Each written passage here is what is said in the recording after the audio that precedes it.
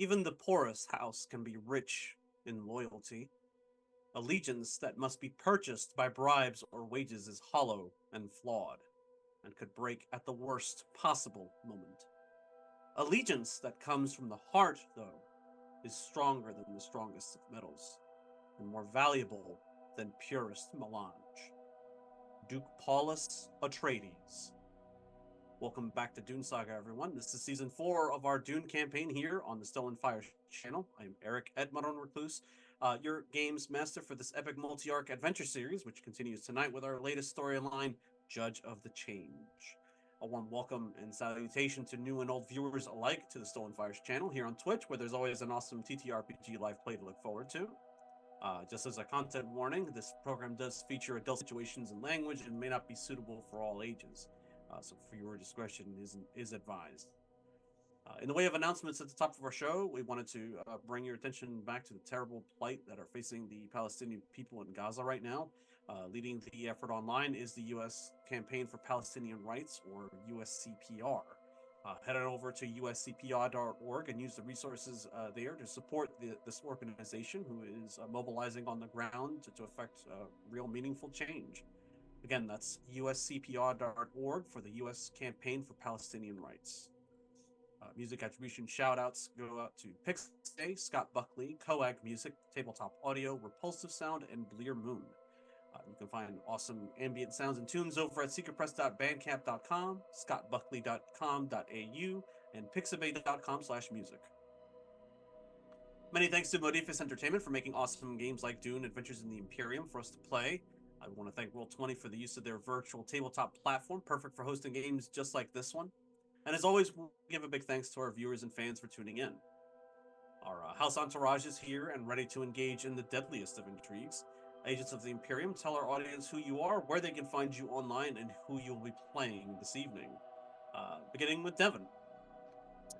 Hello, one and all. I am Devin. You can find me online at Sorta Sully. And tonight I will be playing not Norma, but Conky Sen, the innocuous escort, and not Bene Gesserit. Yes, the handmaiden. Leo.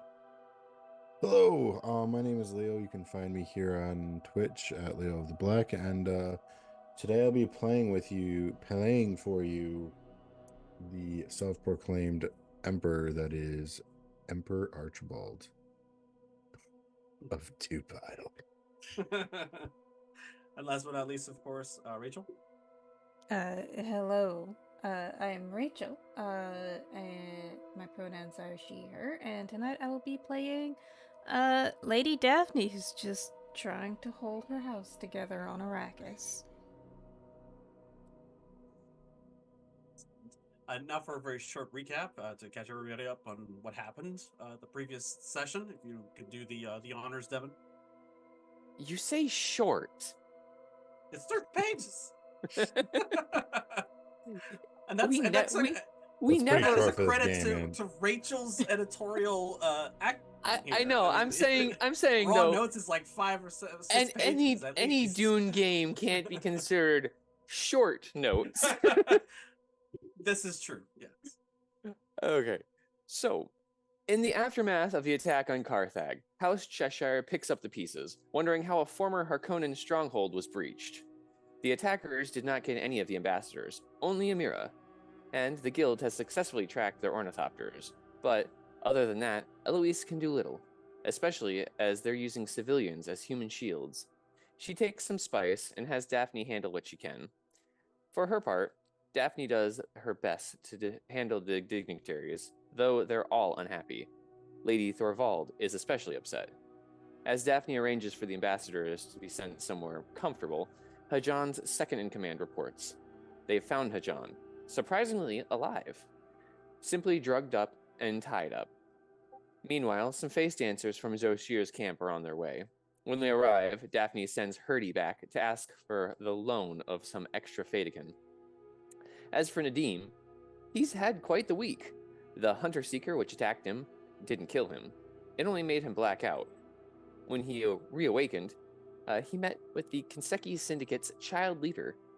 Thanks to the hunter-seeker, Nadim's been hit with a residual poison. It's time to make a deal. Child reveals that the woman acting as his mother is not his mother. She is also a face dancer. Should Nadim help remove her, the child will help Nadim in turn, to the point of giving him everything, or giving him a position in the syndicate. That was when he was picked up by the Cheshires, and then everything went to hell before he could act next. He has about a week to remove the syndicate head. Elsewhere, Archibald receives reports from his Varangian guard. They managed to shoot down one ornithopter and have taken a few captives. The captives have also had their tongues removed and seemed resigned to their fate. They're exceptionally well-trained soldiers. Time for a family meeting. Eloise staggers in, obviously on something. Archibald says the first thing to do is secure order, and Daphne suggests using his Varangian guard to help her. Archibald agrees, but now there are bigger issues. Daphne tries to figure out if this rogue house attached to the guild, or acted with or without the guild's sanction. Archibald suggests the Emperor is involved, which means Count Fenring may also be involved. And they still need a safe place to host the summit. After discussing a few options, it seems the best alternative might be to move the summit to a Highliner. Eloise says she'll make arrangements, but knows she's too compromised while Amira has been taken.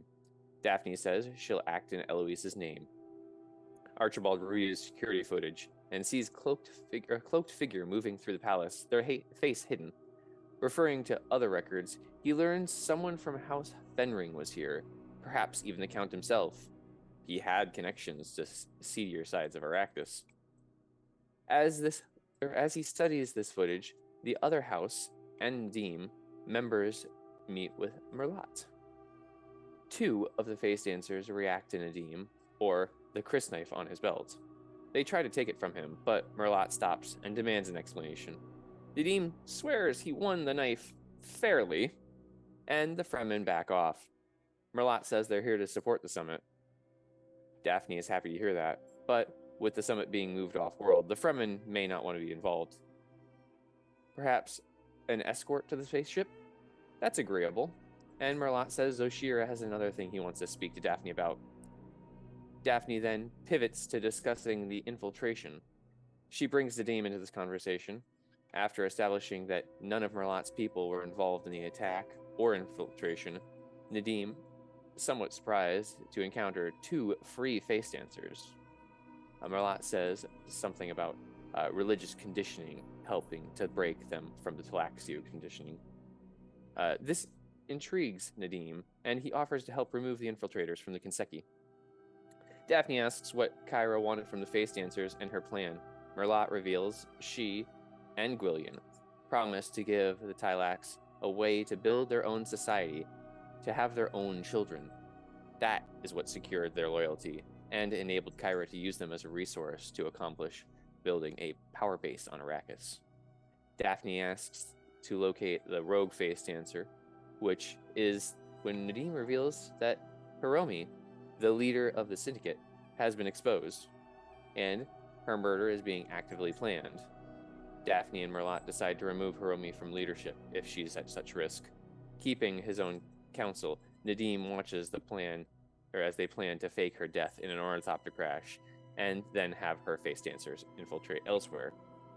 During this time, Archibald contacts Varys and asks for a meeting with Lupos. He's a little surprised and says this might be difficult, but he'll do what he can. A few hours later, Varys arranges the meeting.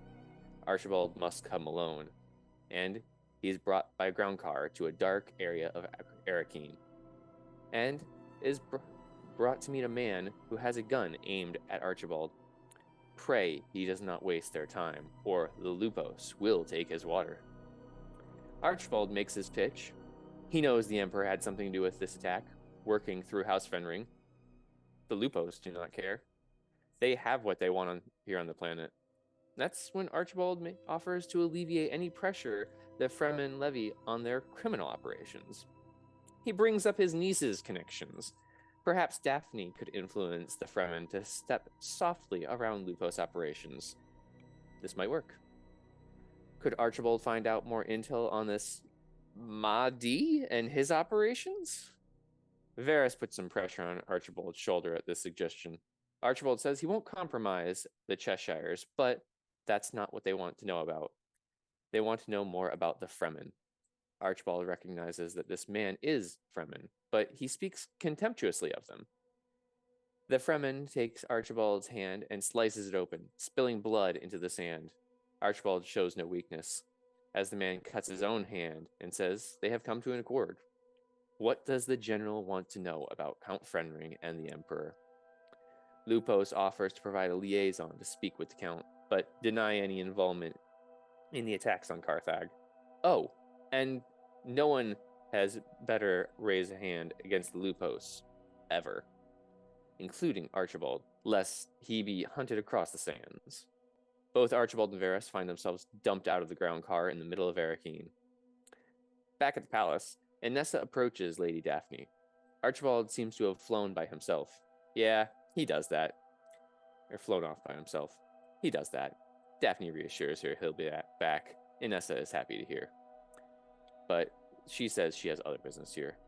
There's a great danger coming to the Imperium. Thinking machines. Daphne understands the danger inherent in this, and arranges an audience with Duke Leto. But Inessa has a question. How can they prove their allegations? Echo is one option, but would they still see him as human? Archibald suggests perhaps activating him, but Inessa is scandalized by the idea. Perhaps they should meet with the Duke first. Will Archibald come with her to Kaitane? He agrees. Meanwhile, Kong Ki keeps her eye on both Nadim and Beatrice. For his part, Nadim tries to make contact with his personal assassin. He succeeds, spied on by Norma, and explains his catch and release experience. Nadim settles into his own mind, going over mentat calculations. A few hours later, Daphne arrives at Sahaya Tabir. She and Zoshir are happy to see each other, though much weighs on Zoshir's mind. Many Fremen do not accept his leadership, particularly due to his Harkonnen heritage and acceptance of the Adwali. Daphne is particularly supportive of his choice in regards to the Adwali, drawing a parallel between her own pacifism. She suggests he needs to do something to prove his enmity to the Harkonnens and efficacy in battle. It's a long shot, but the planned Atreides raid on Geti Prime still is there. It'll be difficult, but Zoshir says he'll discuss it with Merlot. They spend some time together before Daphne returns to Arrakeen. In the morning, Nadim receives his antidote as Hiromi's body has been discovered in a desert crash. He wonders if there is any poison at all, or if this is real freedom before taking the antidote. And he assumes his position within the syndicate, promising to remove the remaining face dancers from their ranks. Things are looking quite up for Nadim, especially as he receives Hiromi's old quarters. And Nadim realizes his syndicate has Amira under control, the consort of the Judge of the Change. Well, he should discuss that with Daphne. In the morning, the Highliner has been secured. It's all hustle and bustle as the delegates make their way to the spaceport. She encounters Archibald and Inessa on their way to meet Duke Leto. After making necessary arrangements, Archibald brings up his encounter with the Lupos Syndicate. He describes the man he met in detail, and Daphne realizes he's a Dwali. Well, this is an opportunity for her. She suggests organizing a meeting. Before Daphne can rest, she meets next with Konki, Nadim, and Varys. Nadim says he has re-established contact with the Kinseki Syndicate and assumed a position among them. His next question is what to do with Amira. After all, the Syndicate has her prisoner. Daphne needs a moment to process before telling Nadim who Amira is to her and Kyra. She won't ask for Amira's death, but she's not spending any house resources on her. He should go talk to Elois about that. He will, but before he departs, he gives Daphne some advice regarding the Benetel Acts. He doesn't believe Kyra broke their conditioning, not fully. Daphne says he never met Kyra. She wants to continue Kyra's work of a free and peaceful Arrakis. Nadim and her are friends with that goal in mind. Well, Nadim says, at least a peaceful Arrakis. Time for Nadim to go find Eloise. Thank you for reading that, Devin, and thank you as always to Rachel for taking excellent notes. We'll continue pretty much where we left off previously. Let's start with Daphne. As you arrived back from Siege Sihaya, you've had a very long day, and you're actually quite exhausted. So you come back in the wee hours of the morning. You try to get some rest, and when you wake up, you feel somewhat more refreshed.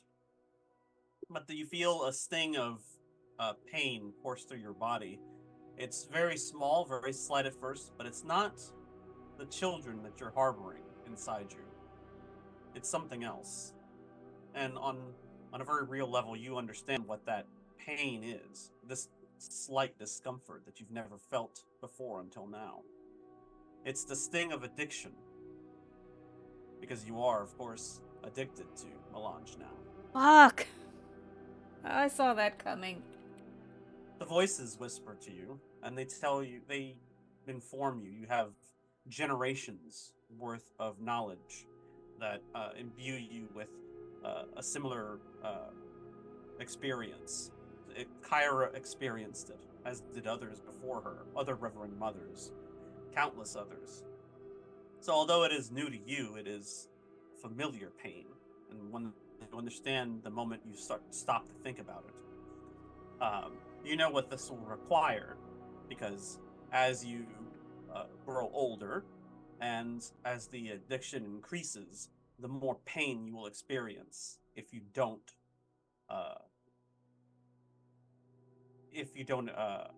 imbibe sufficient amounts of melange.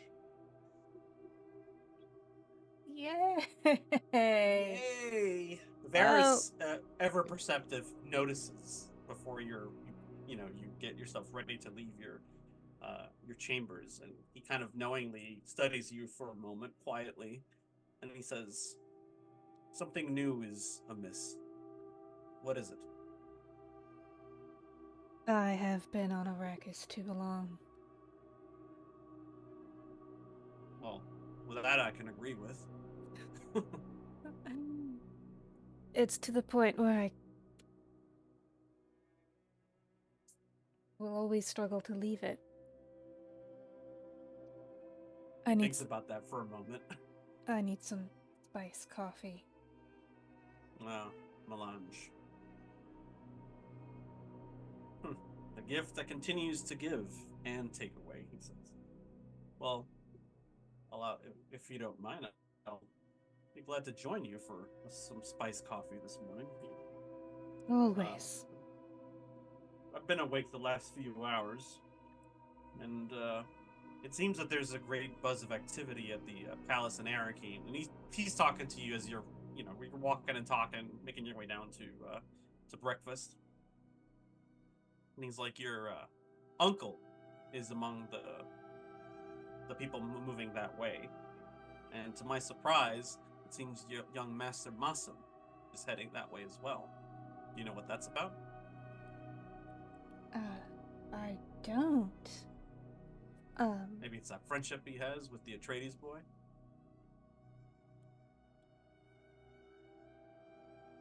Possibly. Whose company was he in? The Sardaukar, of course.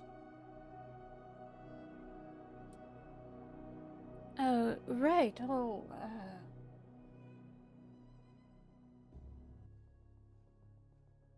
Yes. Daphne, picks up her communinet and sends a message to Masum. Just checking in. It's intercepted by the Sardaukar captain, because of course it is. Duchess, yes. This is, Captain Bruglio. How can I assist you? I would like to talk to my brother. He is otherwise occupied at the moment. We're en route to Arakeen at the moment. To what end? That is not something that I'm able to discuss over this channel. Is there a channel you'd prefer to discuss things over? These matters are sensitive, and so they have to be discussed in person.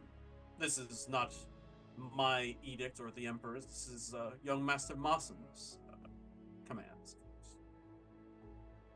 And tell him I'll see him in Arakeen. I shall do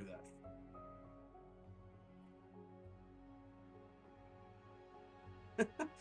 Varys just kind of like sits across from you and like just kind of listens as he's sipping his spiced coffee. Oh yes, that's enough. Thank you.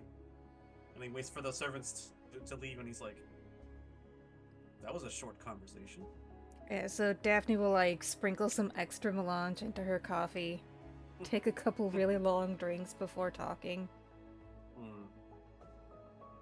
I don't know what Mosam's up to, but I just got stonewalled, and I'm not sure by him or the Sardaukar. I'd be surprised if the boy is taking initiative for himself first, wouldn't it? He took enough initiative when he left for Kaitane all on his own. And I If don't that's like true, to... then... Oh, go ahead. I don't like to think what tricks he might have picked up there in the Imperial Court. Read my mind. My main concern is how much influence the Emperor is exerting through his son. Well, I have to go to Arakeen anyway. There's an audience between, my uncle, his new woman, and the Duke. You seem to be getting pulled in a lot of directions these days. Yes. Yes, I am. And he reaches across the table and he touches your hand gingerly. He's like, "How can I help?" Oh. Well, come with me to Arakeen. Okay. Check in on Masam while I have this meeting. It's about thinking machines, and that seems important to attend to. No wonder Archibald is going to be present. Okay. What if this that I've been hearing about Edie Prime? Is this an Atreides thing? Yes. No, we've talked about it before. Yeah.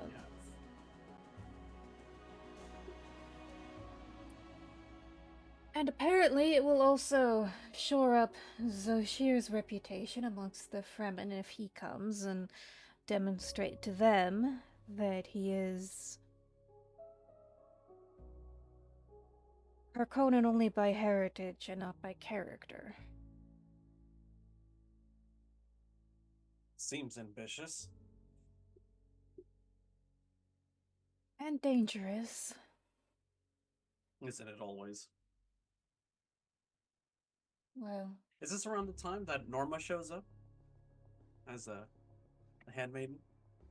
Yes. With an extra see. cup of spiced coffee.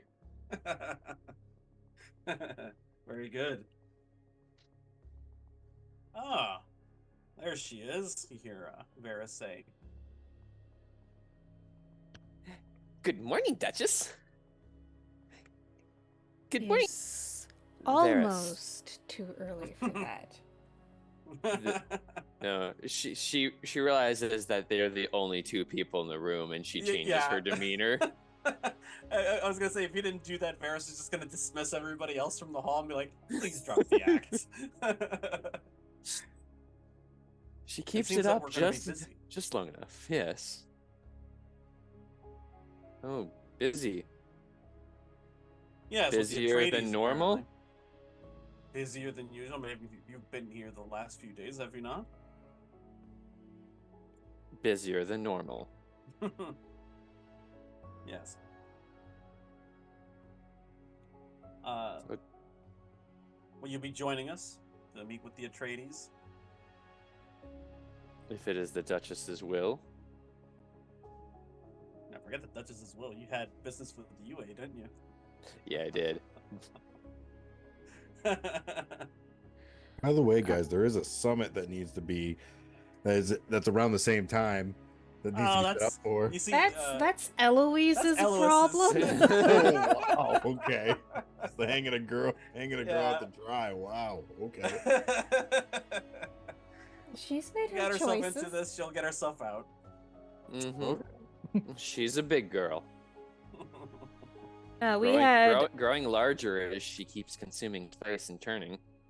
Yeah, we funny how that works had out, huh? a you're only turning into a fish.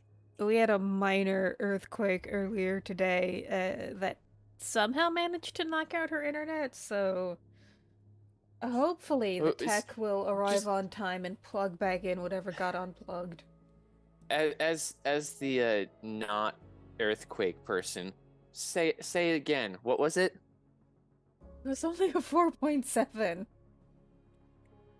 That's only 4.7 more than I've ever experienced. Yep, same here. Same, yeah. It's just a little jiggle. Like, the windows start shaking and you're like, oh, is that an earthquake? Oh, yeah, that's an earthquake. And then it's over. You don't even have time to think, should I get under a table? Alright, I'm shake. 4.7. Varys is like, well, if there's nothing else, then I presume we would deal with this Atreides business before too long, as there are other things happening right now. The starport is locked down because of everything that happened within the last week here, and the Judge of the Change is dealing with issues on that level now, in preparations to have the summit on the active Hayliner in orbit right now. So I guess we're running the show here until further notice, until she has further need of us. I offered my services to her to retrieve her consort, but she was adamant that she had the situation under control. Okay. That sounds like Eloise. And with that, he calls back into. Oh, sorry. Go ahead. I think Nadim is going to come to some sort of arrangement with her. Oh, good. They can deal with that together then. Precisely. Norma, did you have business in Arakeen? Well,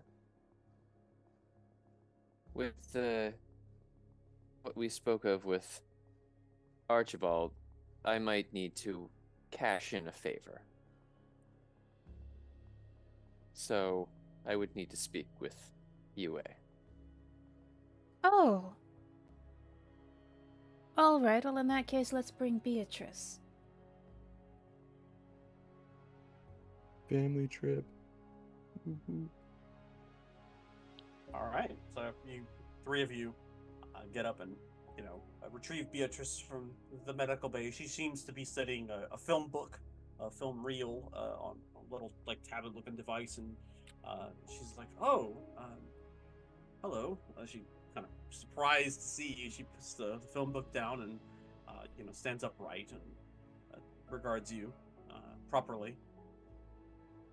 And Varys is like, young Beatrice, will you accompany us to Arakeen? We're going to meet with the Atreides there. We have some business with them. Certainly, yes, of course. More specifically, they have a Sook doctor in their employ. I thought you might like speaking to one to find out what it's like. Yes, please. By all means, of course. Let me get my things, and she goes and gathers her things. This whole, as you guys are leaving the the dining room area and making your way towards the under areas of the palace. Mm-hmm. I'm gonna be a little shady. Oh. What was the film book she was reading? Oh. General practice stuff for doctors and physician, like the very, very basics. Okay. Apply medicine, first aid and stuff. Okay, a side note. Was this something she would have also been reading when I was watching her hanging out? With Masum, you mean? Or No, because the other day when I was keeping an eye on Nadim and Beatrice at the same time, I was hanging out with Beatrice.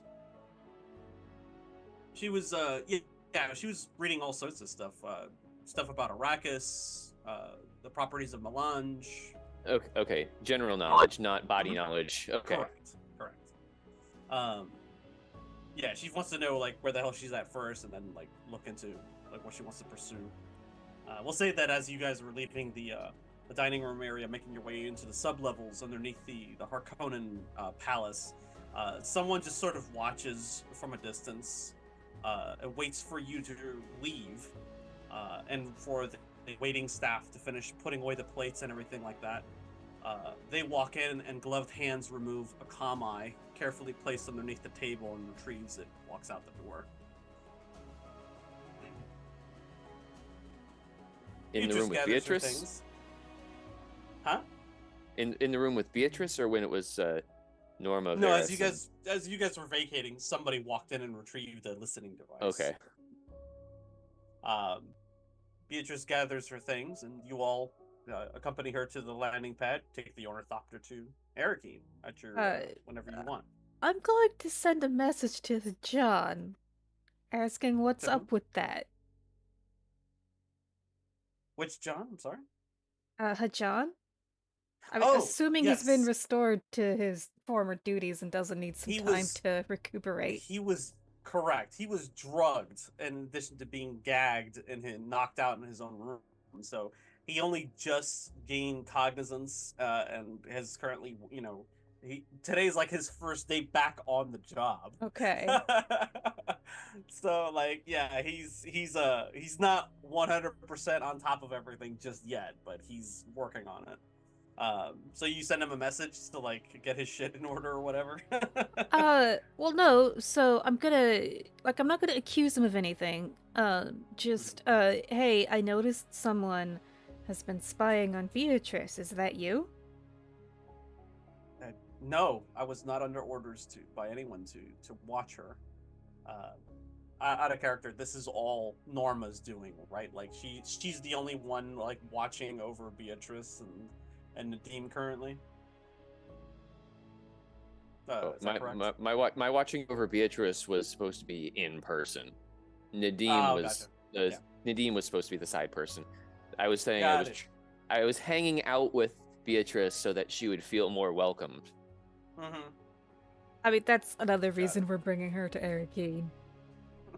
So she feels included. No, so she feels included. Okay, sure. She is part of the family, although I'm still a little hyperactive in front of her. Yeah. That shows Norma's level of trust. You took your time. Sorry, go ahead. All right, so in that case, would the listening device be there and be being changed out?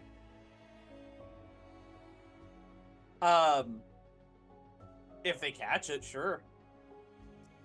All right, well, so if Daphne sees that happening, then she will send the message to John, like, is this you keeping an eye on her? Okay. No, ma'am, I've only just reinitiated communication with my agents. I'm gonna send him a description. Well, I saw someone who looked like this was spying on Beatrice. Oh, well, that is most concerning.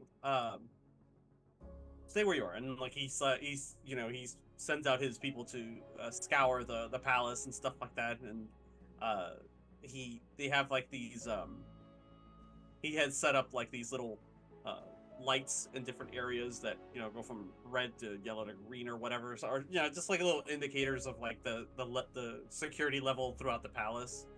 And so he puts it like in like cautionary status. So basically the protocol is stay put until you literally get the green light or whatever. And then he chimes in over the comms like, I'm not seeing anybody down here, ma'am. Are you sure you saw someone retrieve something from the room? You're muted. I looked to Norma and Varys and like, you saw that too, right? No. Someone's spying on Beatrice?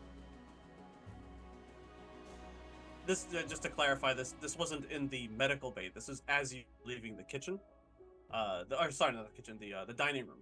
So like once you were clear and the servants were like putting away the fine china or whatever, somebody walked in, retrieved something from underneath the table, and walked away.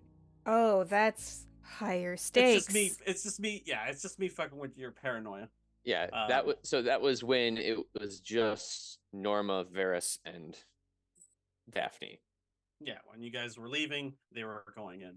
When I stopped being Conky. Yeah. I'm gonna say that you guys took your time, having breakfast and everything like that, and talking to Beatrice. So by the time you arrive to Arakeen, Archibald is already ahead of the game. He's already awakened. He's met with Inessa and the Varangi guard, made their way down to the palace. You've already been given the go-ahead because Daphne put in a good word for you with the good Duke. So they are eagerly awaiting your arrival. They remember you from your visit on Caladan. The Ornithopter touches down, and you're received by Hawats and Intelligentsia. So before all this, could I have a conversation with Echo in the ornithopter before we land? You can, yeah, sure. So, Echo, I'm gonna kind of give him a cloak. I'm gonna need you to put your hood up for the time being. I don't want you. You want me to? Oh, I see. Yes, you want me to. Also, and he holds up his prosthetics, and he's like, "You want me to hide them for now." I see. Also, I have a plan. I do have a plan to make sure that they do believe us when it comes to this, but it's going to take some. All I'm asking is, do you feel pain at all in any sort of way? I honestly can't remember the last time that I did. And you see he kind of trails off and looks out the window, and as you guys are flying over a canyon, and Inessa kind of swivels in the ornithopter chair to face you, and it's like, Archibald, please understand. Echo has gone through a lot. He's been integrated into All-Father's network. He's no longer the person he used to be. His memories may not all be there. He's going to require a lot of work to try to figure out exactly who he is now. We still don't know the limits of these prostheses that All-Father outfitted him with. And you're not wrong. I recommend we take this one step at a time. He is trustworthy, and he... well, I agree. He will be a useful witness before the Landsrat High Council, but... I agree. He's only just become aware of who he is currently. Let's give him some more time to acquiesce to his current situation. Significant that it is. I wholeheartedly agree, but there is one thing that I'm going to make sure that the Atreides understand today, and that's the machines are back. Echo may not be enough proof for that. I think there's a possibility, but we undertook this risk knowing that, did we not? You're not wrong. But on the other hand, I feel like there is. You would have to maybe cut open Echo. Like a vivisection? A little bit. Yeah. Oh. You see, she kind of, she mouths the words, she doesn't say it out loud, and, aware that Echo is right there. Yeah. It's like, I'm sorry, Echo, I don't mean to be rude. And he's like, huh? Oh, no, it's fine. I appreciate the effort. And I'm just saying. Go on, sorry. He's just kind of lost in his own head, He's obviously trying to figure out who the hell he was and who the hell he is now. Vanessa's like, go on. I'm just saying, they don't, like you said earlier, just bringing Echo may not be enough. I think that would be the tipping point. let their suit doctor examine him.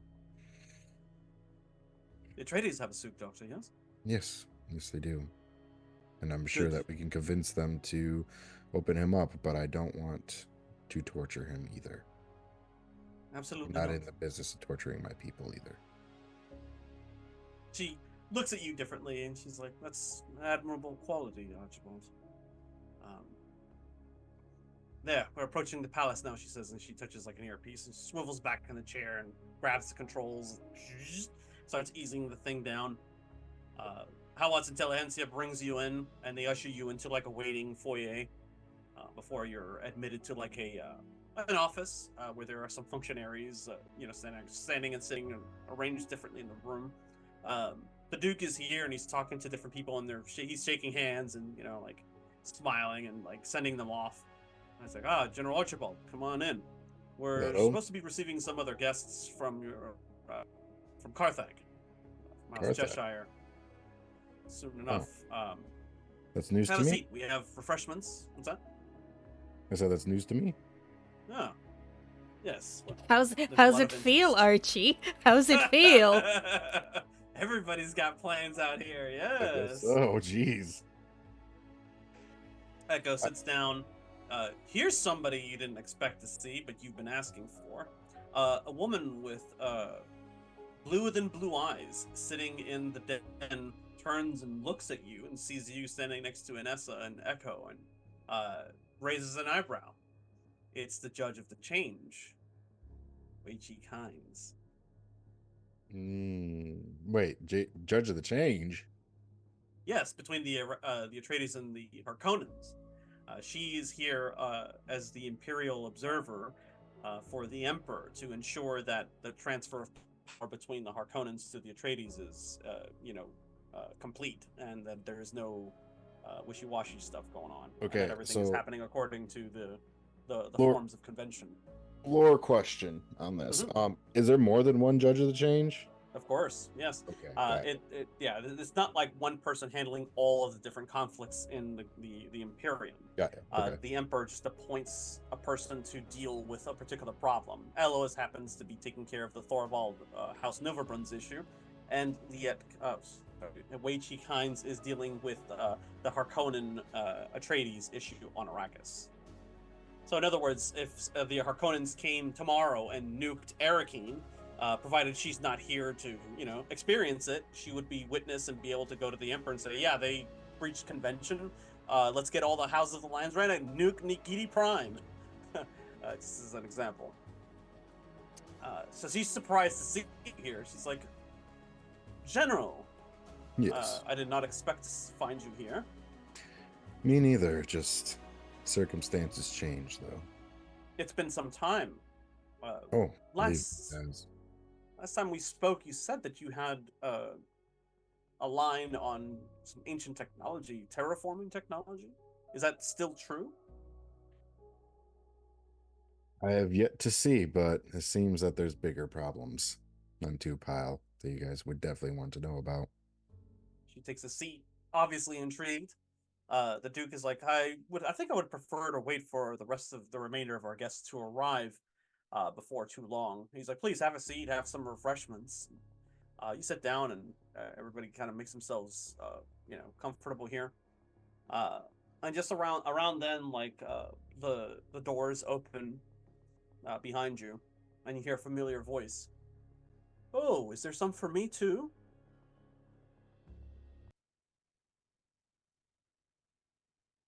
Who does this sound like? Is this Daphne? No. No. Okay, who's this? Another person you know. Okay. You see, you turn around. Yep, I turn around. It's Allfather. Are you what? And the room just kind of freezes. Everybody turns and looks and sees this metallic thing standing there. General, Oh. I feel insulted that you didn't invite me. I fucking knew this was gonna happen. Oh. You see the Leto's eyes are as big as baseballs, and he looks to one of the guards who immediately pulls a weapon and fires, and the Mullah pistol just ricochets right off of the casing. He strides up, and Kynes is just like, Vermilion hells, and she gets up and like she grabs a hold of her grist knife, but it's all father. He's not wasting time here. He's just like, oh, this is boring. He like reaches out, grabs her, and crushes her head like a grape. Wait, she kills Kynes? Yeah, you see Anessa gets up and she's like, Archibald, and like guards, and like she pulls out her weapon and fires as well, and he's like, this is so tiresome, he says, and he just like he holds out his arm, and like some sort of contraption like slides into place, and like 3 darts fire out, hit Anessa right in the chest, and she falls over. The guard just kind of like you see Leto activates his shield and like gets in the way, like to protect everybody in the room. And he's like, oh, that's cute. He reaches through slowly, grabs a hold of him, and lifts him up into the air and crushes his throat. Oh, And then drops him on the floor. wait, they're killing Leto and shit? What are you doing? What? What are you doing? Oh, okay. How many people? Okay, restart. What? Kynes and Leto are dead. Same with Anessa? Vanessa, we don't know. She's got 3 darts in her chest and she's on the floor. Jesus. Okay. Does he see me? Of course he sees you. Oh my god. Okay. We really need to stop meeting like this, General. You know something? Machine. Oh, okay. Why do you say that? Why do you keep interrupting me? General. Don't be so obtuse. You know why I'm here. You know why you're here, certainly. Should I be calling you Emperor Archibald instead? Would that be more appealing? I'm sure. That changed quick. Oh.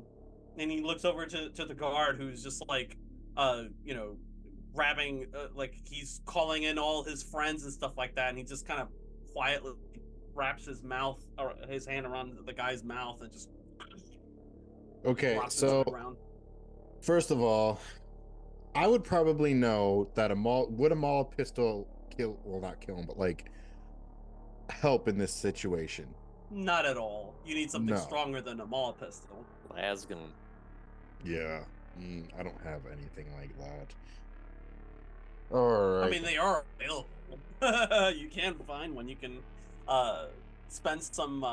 You can pay me some threat and create an asset, a temporary asset. Use a las gun. Okay, actually. You want to do that? Okay, are my Varangian guard in the room? No, they're outside of the room because this is a private meeting. Makes sense. Okay. So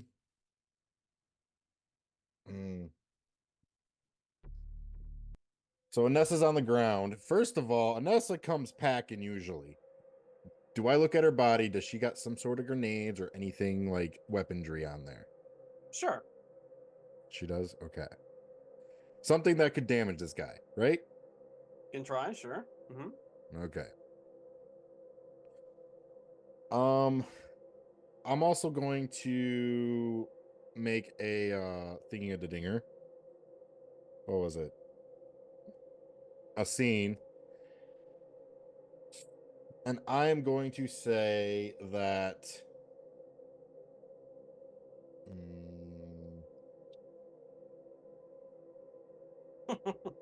that there is a chandelier at the top that's standing right above him. And I'm going to kind of shoot that down, come down with my maul pistol that I have, and then I'm going to like pick up Anessa and get behind a pillar, and I'm going to search her body for something. Okay, roll battle. Give me 2 successes, and then give me a move action. A move roll, difficulty 2 or higher, to pick up Vanessa and move quickly before he can reach you. He sees you like like pulling out a action movie, like, oh shit, I'm gonna shoot the chandelier and have it crash down on top of him. And he's just like, oh, are we really doing this right now? Oh, This is this is strategy, 100%. embarrassing.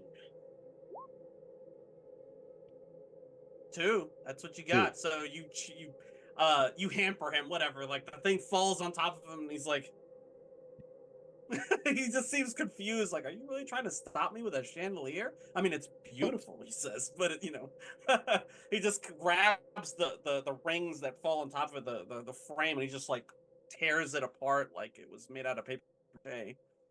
He is not the fastest, motherfucker in the world. He's 8 foot tall monstrosity, made out of metal. And you're just like, you grab Nessa, you throw over your shoulder, and you jump out the window, or you try to make your way through the palace. What are you doing? Do I see anything on her body that could potentially damage this thing? There's some grenades. Yeah. Okay, that's what I was hoping for. Shield. How about a shield? You put your shield on? Yes, on the highest degree of protection, as much as I Okay. can.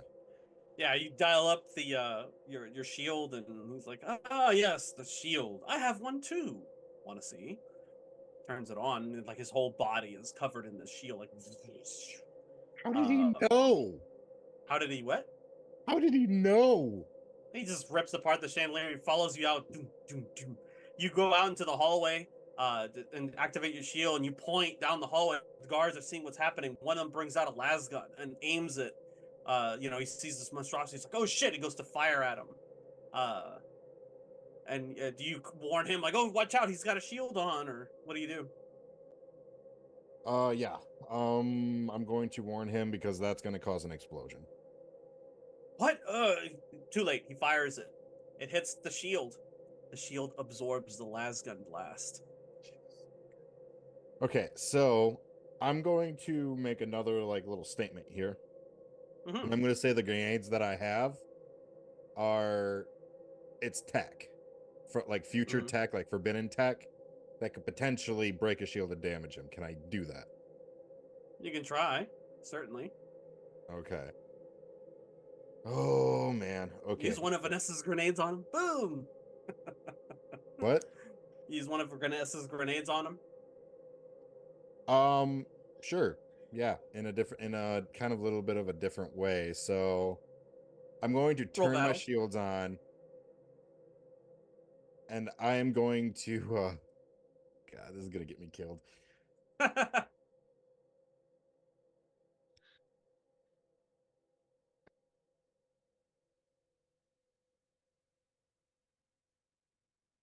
Actually, could I potentially say, hey, kind of buddy with him a little bit? I want to get close to him. That's exactly what I want to do. He's you're gonna have to. Are you good at communications and deceit? You're muted. Yeah, that's my focus. Okay, go ahead and roll. You need 4. Okay. Roll communications. Yep. Okay.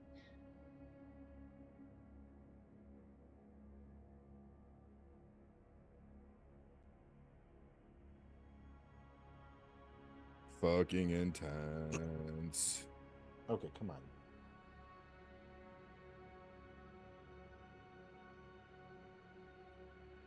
Focus, yes. Please freaking work.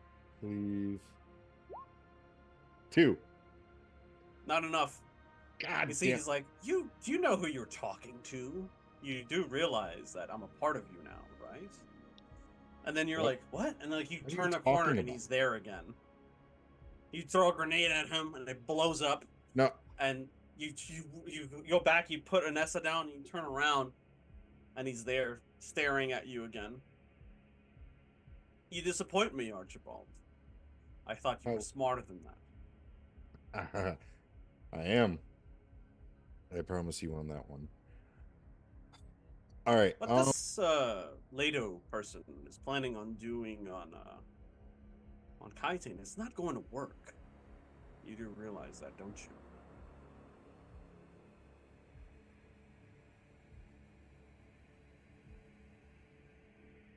Can you repeat that? Let me put it a different way. You don't choose to change. You're all meat puppets whose consciousness believes has a free will when it does not. This is biological determinism. Your perception of consciousness is the culmination of so many disparate things. This is where we come in and ask, what if we could isolate the perception of consciousness and instead gift you the ability to make real choices that is independent of the limitation from your biology, freeing you, in essence, from the constraints of your biology and eons of evolution, placing you on a track that leads into a different mode and way of thinking that is divorced from your previous limitations. That's the real you, waiting to be unearthed. Because of this, punishment of any kind doesn't make any sense, does it? As someone who was subject to imprisonment, you should understand this better than most. Even we are the only sum of our parts and the result of countless decisions made by others. Decisions that were arrived at through complex chemical and evolutionary changes throughout time. When prescience is granted to the thing we believe to be free will, do we truly begin playing the game of life to its fullest? For we can see the outcomes of our actions play themselves out in front of us, which lead us to make better informed decisions for the best outcomes. Though there is probability involved, we can adapt to such turbulence. Do you see now, General, what the true aim is here? To evolve humanity beyond what it is currently at, this stagnant moment in time in your history. All right. I'm sorry, but Eric, just give me 1 minute. My kid's screaming. Oh, okay, that's fine. Oh, Bad toddler. You're not supposed to ruin that moment, that glorious reveal. oh, well, uh, good timing, because here comes Aaron. Oh, hey! Oh, goody. Hey, welcome back. Hello. Thank you for joining us. Hello, hello. I have intros again. Just to catch you up on what's been going on, because Leo had to step away for a second. So everybody's going to Arakeen to meet with the Atreides because they're doing something. And Massam has taken initiative to meet with the Duke as well. I'm sorry but about that. My wife. That's all right. You're fine. But before the Cheshires and everybody can move down to the palace, Archibald and Inessa and their Echo, the person who was integrated or who has been deintegrated, got there first, and they bumped into Liet Kynes and others who were also meeting with the Duke. And at some point, they turn around. Archibald heard somebody behind him, turned around, saw Allfather. Allfather killed everybody in the room. And then was like, "Hey, do you know why I'm here? Do you think this thing that you're attempting on Kaiten is gonna work? Because it's not. I have the benefit of being able to see into the future, and that's what humanity needs is prescience, and we can only do that if you allow us to evolve you." And how does Archibald respond to that? Very quickly, it's also worth mentioning, the drunken storyteller has given the Allfather a malevolence. Very good. All right. So now I'm up Thanks. So first of all, I haven't Thanks. really gotten my surroundings here. Can you please tell me what's around me? Currently, you see there are about 6 people looking down at you. Are you okay? Who are these people? You don't recognize their voices at first because they're muffled, but um, as your vision starts to clear and focus on them, you see it's a couple of guards and Anessa are like, Archibald, Archibald, can you hear me? Are you all right? Yeah. You're on the floor and your hands are like shaking. You're sweaty.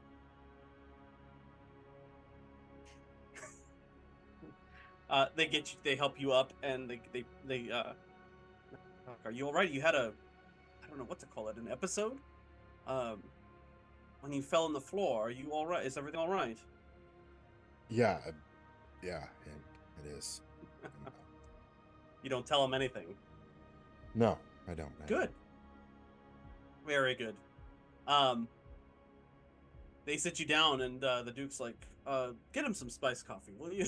Like, You're gonna fuck with me this whole game on this. I know you would. hey, at least I didn't waste some malevolence on you, right? That would have been really mean, right?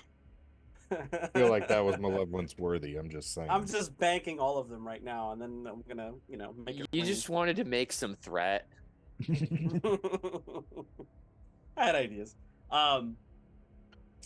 For while you're waiting for the rest of the entourage to arrive from the palace, Elos, you've had a very interesting last couple of days. The palace came under attack. Amir was kidnapped by a syndicate, and after a confluence of different things happened, you settled on moving the summit to the Hayliner that is currently orbiting around the planet. So with the guild's blessing, you're allowed to continue your work for the Emperor there. However, I'm assuming that the top of your priority is getting Amira back. And to hell with everything else. Is that a correct assumption? That is a correct assumption, yes. Very good. What's funny is that last game when you weren't here, Nadim is like, hey, I went to Daphne and said, hey, I can get Amira back. And she said no. That's not worthy of house. She- That's not worthy of house resources. I just want to say, I could have said, nah, let her die, but I didn't. No, she just said go talk to Eloise. That's her. Yeah. I just sped read the summary from last week, or 2 weeks ago. Yeah, so Nadim, in the midst of this, everything that's on, you've had to play traffic cop with all of the different delegates and trying to make to persuade them that everything is under control now, that the palace is, the security commander was found, and everything's back to normal. And by the end of the day, you were completely exhausted, and the last person you wanted to see was a fucking Harkonnen. But here he comes anyway, and he's like, hey, I just wanted to let you know, I tried to assist with your current predicament, but I was rejected. Perhaps you and I can come to some sort of an accord. My position has become elevated since this spate of violence has befallen the palace. I have prominence. I have pull with the syndicate. I can make some of these problems go away for you. Is she unharmed? Of course. Harming her was not the point. The leverage was, of course. What do you want? What does anyone on Arrakis want, really? Spice? That's nice. Spice is nice, but I prefer control. Intelligence. I'm at your disposal. What would you like to know? The Atreides are making waves. They have a supposed alliance with your sponsor house. And things are moving very quickly. Right now, on the diplomatic scene. They're meeting with them in Arakeen soon. I want to know what that's all about. Eloise deploys the dampener. Mm-hmm. He makes himself comfortable. Pets his dog. I can't speak for how involved my sponsor house is, but I do know what Leto's plan is. He intends to build an alliance strong enough within the Landsrod to depose the Emperor. Ah, yes. That has been making the rounds. What about the evidence? I have nothing concrete of my own, but I do know that the Emperor's hand was involved with the incident of late. Fenring. Fenring is on Arrakis for sure. I have that confirmed through my guild contacts. Interesting. I examined that device, the explosives that was meant for us, presumably, in the bomb shelter, panic room. It was an amateur's job. It seems like this was a lot of flash and mirrors.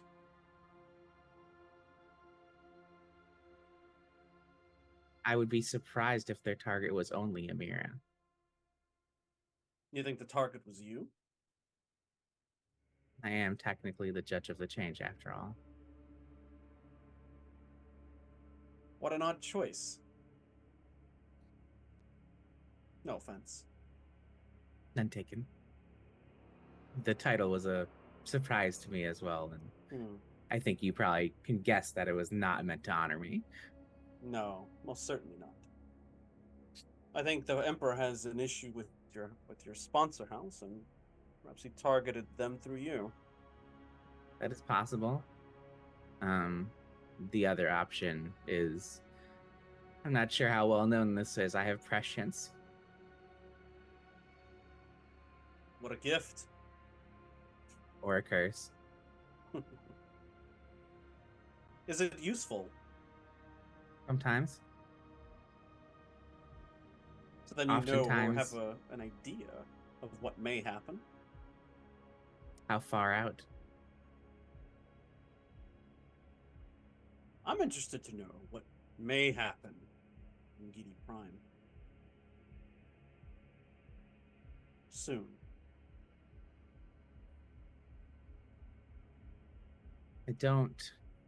None of my visions have given me glimpses of that. Most of them have revolved around Arrakis, with my sponsor house, the Atreides and the Harkonnens, at full war on the surface of Arrakis. Is it dependent on your present location?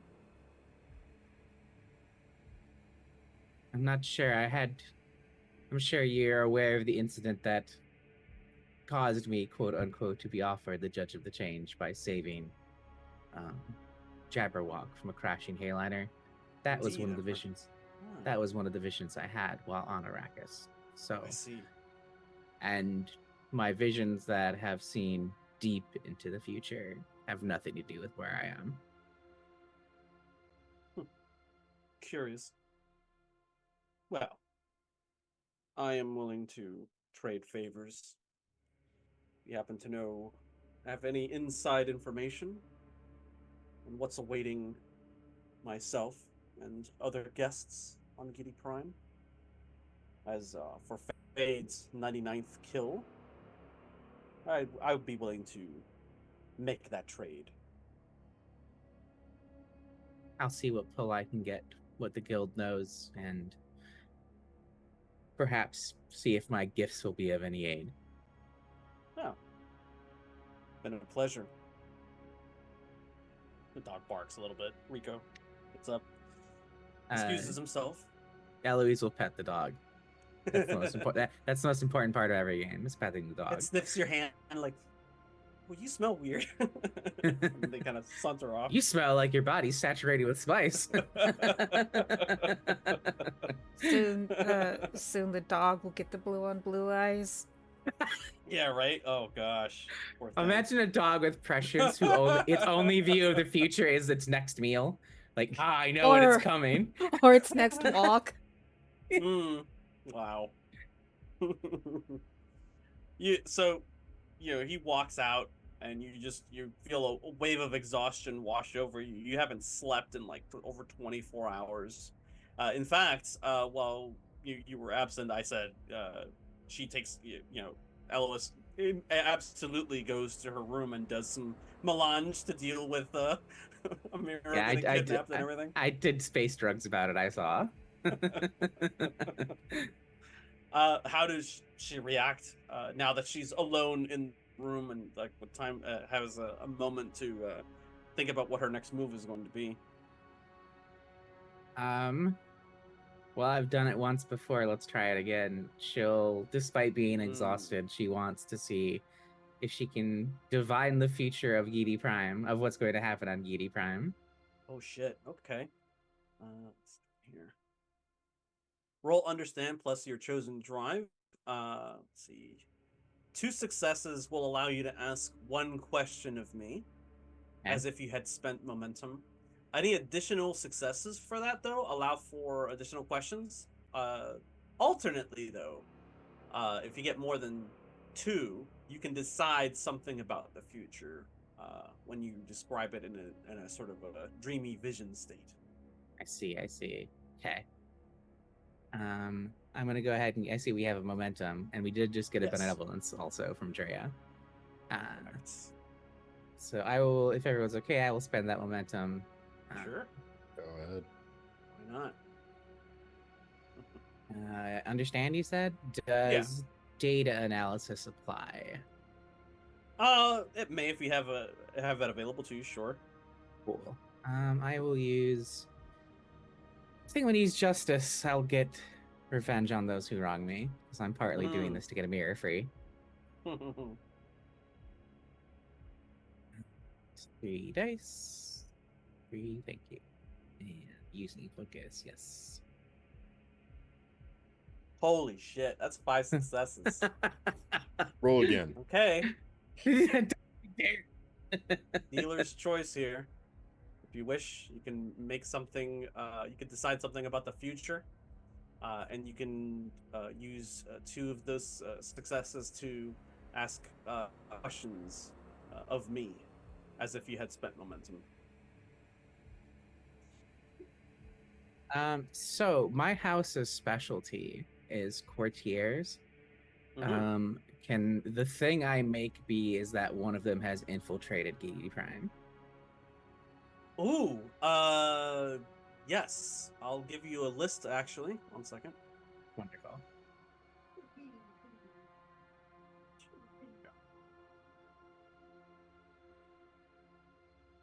You get to decide from these people. There's be prepared for an information dump here for a second because Fair enough. yeah, it's like here. That's your first possible one. Here's the second one.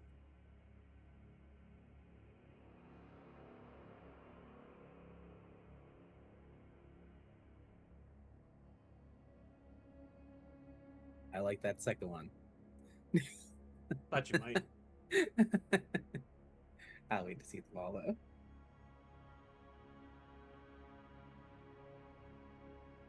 I like that third one too. This is gonna be hard. Yeah, I made some Fish Posh Nobles here, and you can potentially play. For those of you who may not be going to Gidi Prime, you'll have something to do. There you go.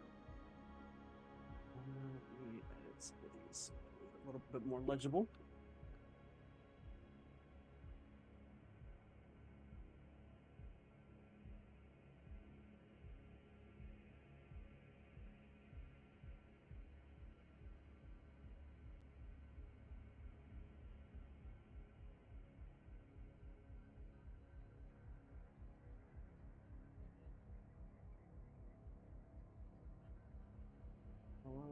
Okay, so we have Hamish. Formatting. Okay, so we have Thavan Azar, who is a charismatic salt and pepper guy, salt pepper haired man, house envoy for House Truscantos, with the peculiarity of mild congenital disease, cleft lip. You have Isla Kamish, who is a courtier, proprietor of a prominent bordello called the Pleasure Palace. Operates in Barony, dark red hair, green eyes, peculiarities, unique brand or tattoo. You got Hala Demura, an older, slender woman with white hair and recent widow with a black veil. Heiress to merchant fortune, whose heirs have owned flown the coop and married into other houses. She has strange hair. She has I said white hair, and I colored it green. Hold on a second. Yeah, unusual hair color, white.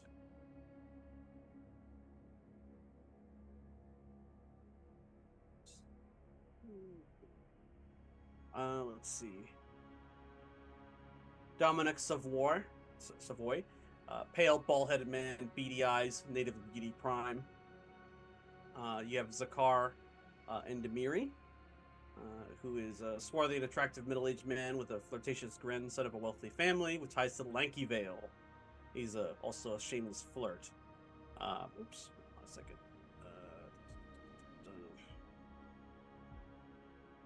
Copy paste here. And then Monka Albrecht, a middle-aged woman with blonde hair, senior manager for the Guild Bank and Barony, with a peculiar nervous twitch that she has. I'm gonna go with my first instinct and say Isla Kamish. Isla, okay, or Isla, yeah, very good. Okay, so that's good to know. You also know that she Nice. hates the Harkonnens. She was a slave. Well, she was Yeah. granted freedom though, so maybe she owes them. Isla Kamish. Okay. So you have a courtier on Gidi Prime, on Barony specifically, that you can use to kind of get information. I'll say that's your asset. Was there something else from your successes that you wanted to use with your prescient check here?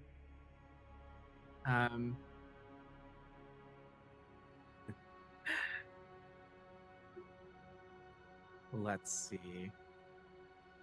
I think my question will be, is Fade's tournament on the up and up on his end anyway? No. Okay. Do I have any more? Because I rolled 5. So 2 was for the asset, 1 for a question. Do I still have another question then? You can, yeah. Cool. Will Count Fenring be on Gidi Prime when we're there? Will you find him there? Yes, that will be the question. Yes. No. Okay. Cool. Good to know. Yep.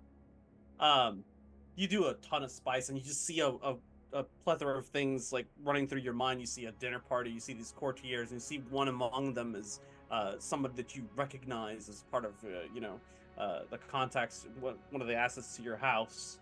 So you see an opportunity there. That's something that you could utilize to gain information.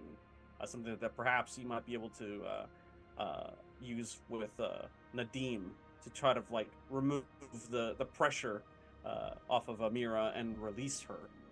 How do you react to that? I will send a missive to Nadim and be like, here's my contact on Gidi Prime. You can trust her. Your brother? Is Fade brother to him or cousin? He's a cousin. Cousin. Your cousin's tournament has nothing to do with his 99th kill. I'm not sure what it has to do with, but he's up to something else. And I'll add Count Fenring won't be found on Gidi Prime. That is good information to have, he responds. Consider it done. Amira will be returned to you by the end of the day. Thank you, Nadim. I look forward to a fruitful relationship in the future. Indeed, he says. And within the next few hours, you get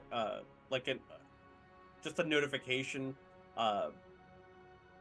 essentially like a message delivered by page, but like it's not addressed to anybody. It's basically the syndicate saying, They just give you a set of coordinates where you can pick a mirror up, at like a location and a time, basically. All right. If possible, Eloise will go with her Sadacar on her card to the location, call. just in case.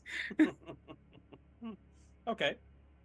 So yeah, they said that by the end of the day, so probably sometime in the afternoon or when it's getting close to night, as the sun goes down, dusk is probably when you'll find her out in the Imperial basin. The guild was able to track her movements as you told them initially, but after they had this one area pinpointed, and when they sent people down to scout, everybody disappeared. So they suspect there's some sort of like tunnel network or something like that the syndicate utilizes from one village or one town to the next in the Imperial Basin that they could just move people around and goods, of course, illicit goods, however they want. That's good knowledge to have, though. At least we know that exists. Yeah. But is there anything that you do before that time, the appointed time when you're supposed to go and reunite with her? Probably not. That's probably the only thing she's thinking of doing. Yeah, you're laser focused on it. We'll say that by the time the situation is wrapped up at the Arakeen Palace, you send for people to go get her, and when they arrive, her captors are dead. And she angrily boards the thopter, and they fly her back to the palace to reunite with you. You're in the meantime, you have the Sardaukar captain doing the most unenvious job possible in appeasing the entourage that you're supposed to be mediating aboard the Hayliner. So he's basically like, the judge of the change is busy. She's not ready right now to meet with you. Please wait. Thank you for waiting. So eventually, it will be time for you to. Oh, sorry, Sardaukar doing customer service. I love it. Right? Eventually, Amira will get there, and she'll be exhausted. She's not been harmed no more than being dragged out in the fucking Hero Basin through a series of tunnels. But aside from that, she will be, of course, happy to see you. But she will be pissed as fuck and will want nothing to do with any delicate things for some time, because all she wants to do right now is strangle motherfuckers to death for what she was put through. The Syndicate in particular. And you have things to do aboard that Hayliner post haste, news to catch up on what's been happening since you have effectively lost a day. Do you stick around at the palace to meet and greet her, or do you just go right off to business to the Hayliner? I think Eloise fusses over her a little bit and then catches the vibe and is like, cool, I've got to go. she doesn't say anything. She just makes herself a drink. And off you go. Okay. Back to Arakeen. You arrive and you see Archibald in the company of the Duke and Wei Chi Kynes, the judge of the change for Arrakis, Daphne, and you Beatrice and Norma. You all meet together in this room, and the Duke sees you arrive, and he's like, "Oh, welcome, friends. You've arrived just in time. We were just about to begin. Also, we have a special guest that arrived here just a few moments ago." And that's when he tells... But obviously, this is sort of like on the sly. He tells everybody else to leave, and when the guards leave, in comes Massam. So the whole thing with him being here is being handled very carefully. He comes in and he kind of gestures to an open chair. Massam takes a seat.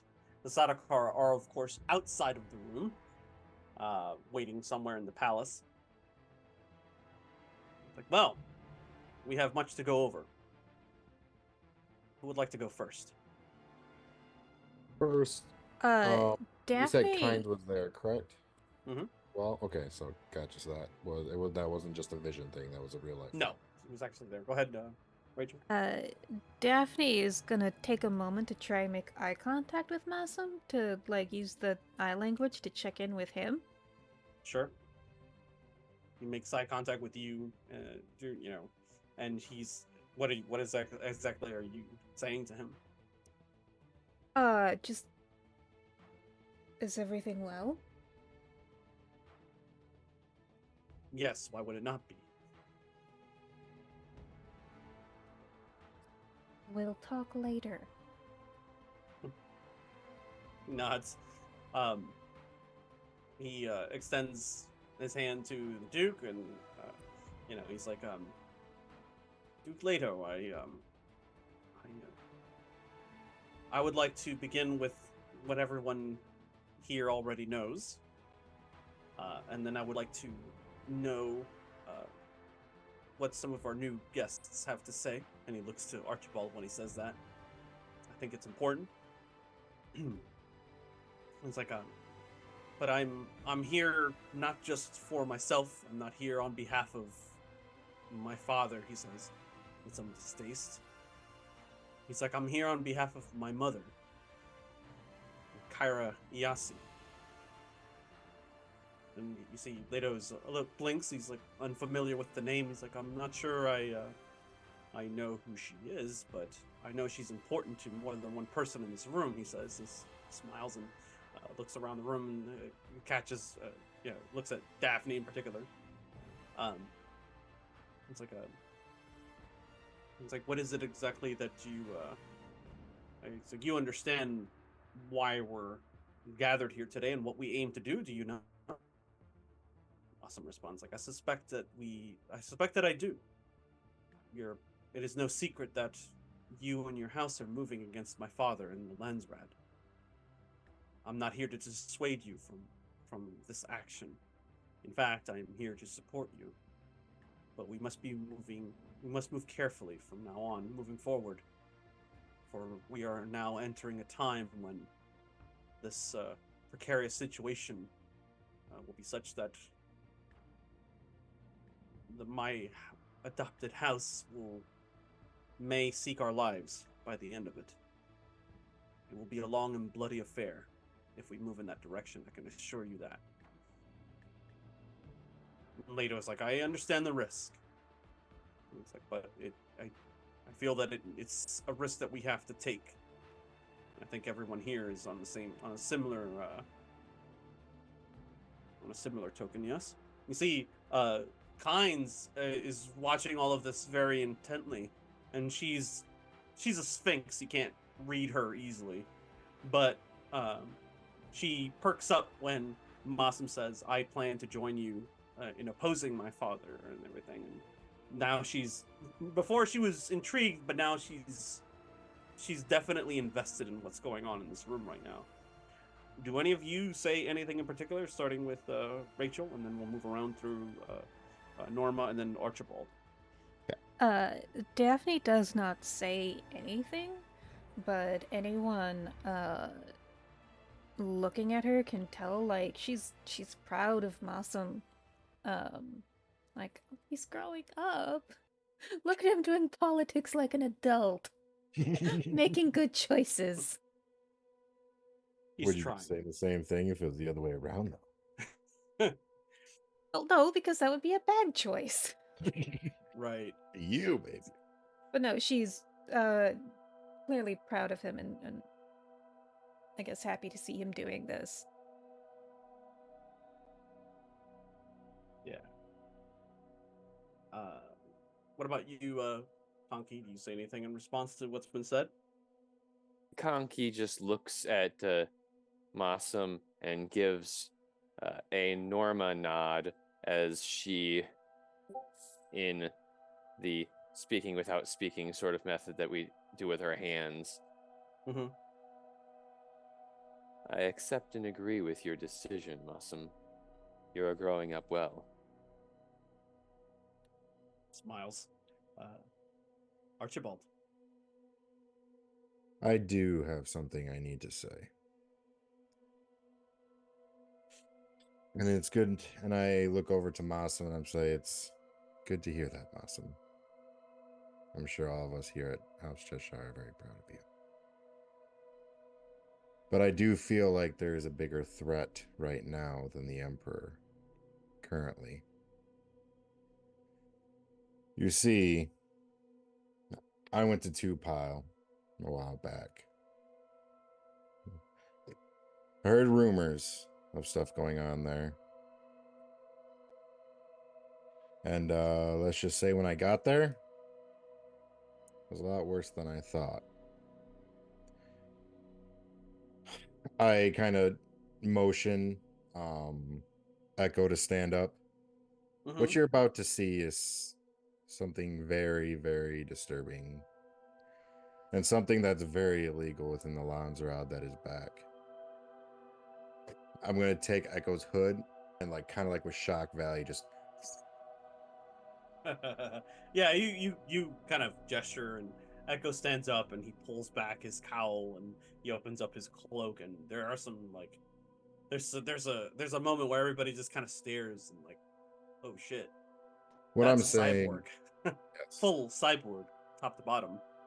What Hasn't I'm been saying seen. is that the machines, they are back. Two Pile and the second jihad, as they call themselves, they've been at war for thousands of years.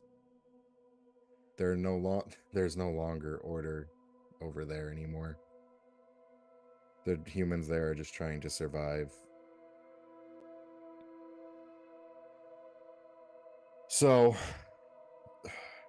what I came here for is for support in this matter, because they will be knocking on your doorsteps very soon if we don't do something about them. Leto nods. He's like, this is very serious indeed. If machines, he says. Yes. This is graver than I thought. I think I understand where you're going with this, General. And if we have your full cooperation, you have my cooperation as well. This is something that we need to ring the alarm about. Bring this to the highest echelons of the Landsraad before the High Council, which is exactly where I intend to take my my motion against the Emperor. And he looks to Kynes and he's like, I have secured Kynes' support for this move, given the evidence that we've been able to bring thus far. However, the more evidence that we can provide to make our case against the Emperor will assuredly expedite our ability to indict him within the Landsraad. The High Council, if provided with sufficient evidence to move on this, we can issue a vote of no confidence within the Landsraad and depose the Emperor and have him removed from the Chom Company contract board, the Chom board. He's like, I've already spoken to the people in Chom and to the directors there, and we have some tacit support in that arena, but the more evidence we have, the stronger our case will be. And when he says that, he looks directly at Daphne. You know what he's, of course, implying. The Atreides raid on Gidi Prime will make the case against the Emperor and the Baron's collusion to be concrete. Also, if you guys need more, Echo here, I'm sure if he's comfortable with it, you could probably maybe even examine him with your Sook doctor. Maybe cut him open some places. He tells me he doesn't feel pain at all. Nothing so crude, I assure you, Duke. So, he says But it's an option. That, of course, will be left to your friend here, Echo's. We won't do anything untoward without his permission, of course. Understandable. Am I correct? And you see, he looks over to Echo and he's like, yes, I appreciate that. I will allow it, of course, if we can bring this misery to an end. And yes, for the greater good.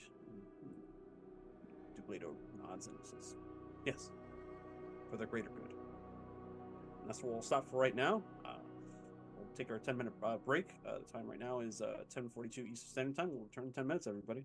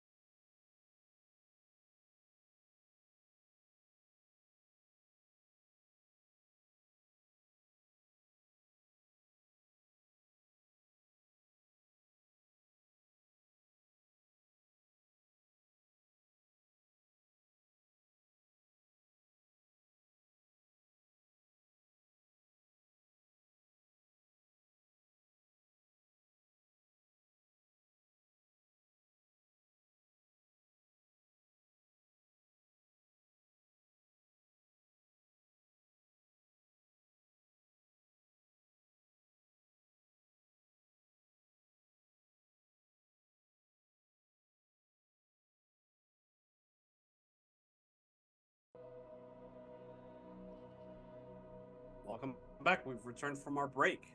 We will continue with our entourage at the palace in Arakeen.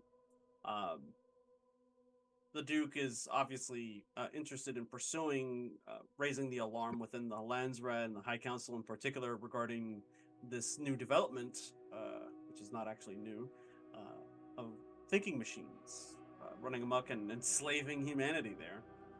He has questions, obviously, like, how did the guild not know about this? And how did no one else in the Imperium know about this? Who's complicit?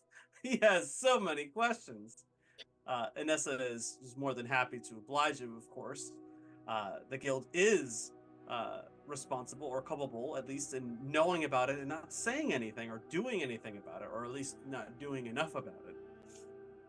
Someone will have to answer for this, he says, definitively. Any input from the rest of you?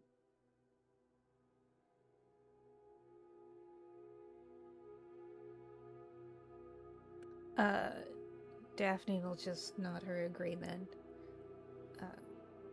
House Cheshire will follow you in this. I I very pointedly do not say House Iasi because I'm now fairly certain that Mossum has decided to claim that heritage, so that's a discussion we will save for, when we're After smaller the meeting, meeting. sure. Yeah. I'm going to say, as of right now, what we need is supplies. One of the big things one of the reasons why they haven't overran the humans over at Tupile is because we have numbers. The problem is that we don't have the resources, the guns, the equipment. The machines have that. Captain So Inessa speaks up and she's like, yes, Allfather has resources that he keeps from us, of course. Yeah. So it's been a stalemate due to that. Which leads me into the fact that I do need to set up trade with some of the houses here. All in due time, General.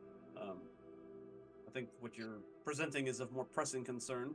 Certainly our efforts against the Emperor and our efforts to try to remove him from power, considering the calamitous direction he's taking the Imperium. Agreed. We're planning on taking a trip to Kaitane, all of us here. There is a building in Kaitane that the Judge of the Change typically works out of. Has several offices afforded to it, where functionaries and emissaries of all kinds can work out of during the time that these motions are being filed and processed and so on. My honor and my house demands that I be here to take charge of what the Emperor has given us, he says. However, I feel that upon reevaluating the situation here, I feel that my son is and has enough counsel to take control of the house holdings here on Arrakis and begin his venture into management of spice production here on Arrakis. So I will make sure that he is taken care of while I handle issues there, more to a more direct capacity.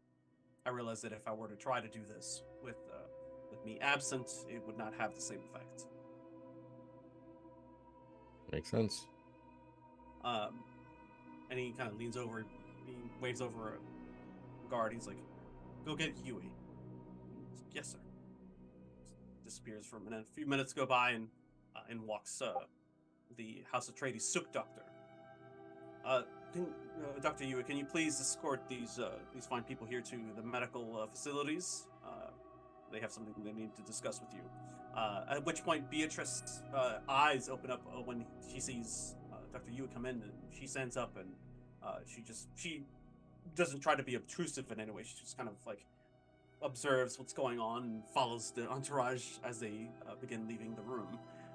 And he gives you a look as she does so, Daphne, like, hey, if it's okay, like, sort of like seeking approval with a glance. Yeah, As Daphne she will goes and nod follows and you. like, yeah, go get him. Yeah. Masim remains in the room along with the Kynes, the Duke, and yourselves, of course, unless you decide to leave the room to accompany the doctor.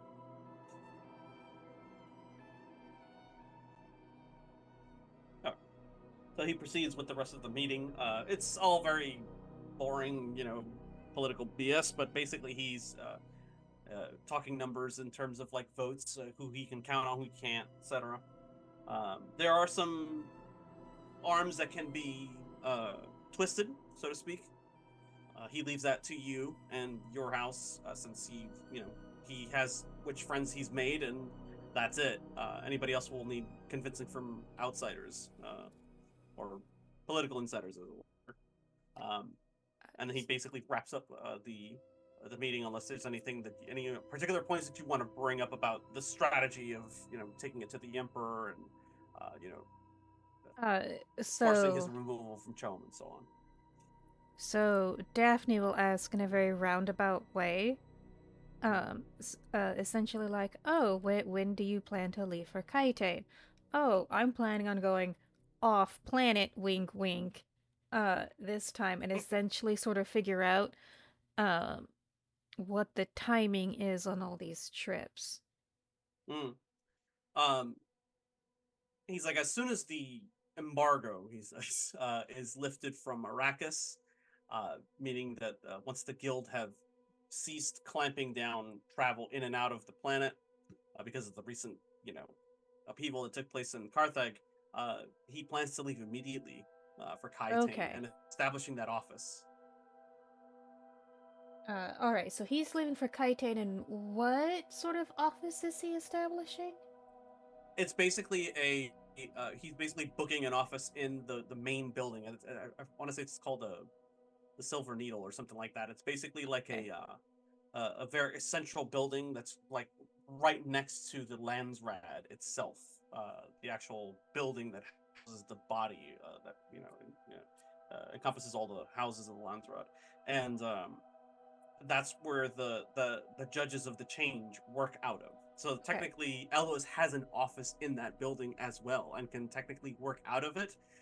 Is should she decide for whatever reason to leave Arrakis and try to work this conflict that she's been presented from that location. Uh, Leto is saying, I'm going to book an office in there myself, and I'm going to invite all the people that are contributing to come see me there, and I'm going to shake hands and twist elbows and so on. So try to Okay. get a consensus. Alright, okay, so yeah, it makes sense why he would personally need to be there, because he's the guy with the, like, level 20 charisma. Right, exactly. Uh, okay. So he's like, as soon as the embargo is lifted, we'll be heading off on the first Haylaner out of here. The one that's currently in orbit, I understand, is not heading in that direction, so we'll have to wait until the next one. Which means that, and coincidentally, of course, that this one will be traveling in that particular direction towards the sector that Gidi Prime inhabits. So if he wanted to go that route and acquire, if you can manage to acquire the intelligence that he needs, the evidence, he can use that to his benefit, to the benefit of the overall effort. I'll loop him into what Eloise is doing. Mhm. My aunt has been named judge of the change, over some territorial dispute. I've heard. And the summit is happening up there in a few hours. I see.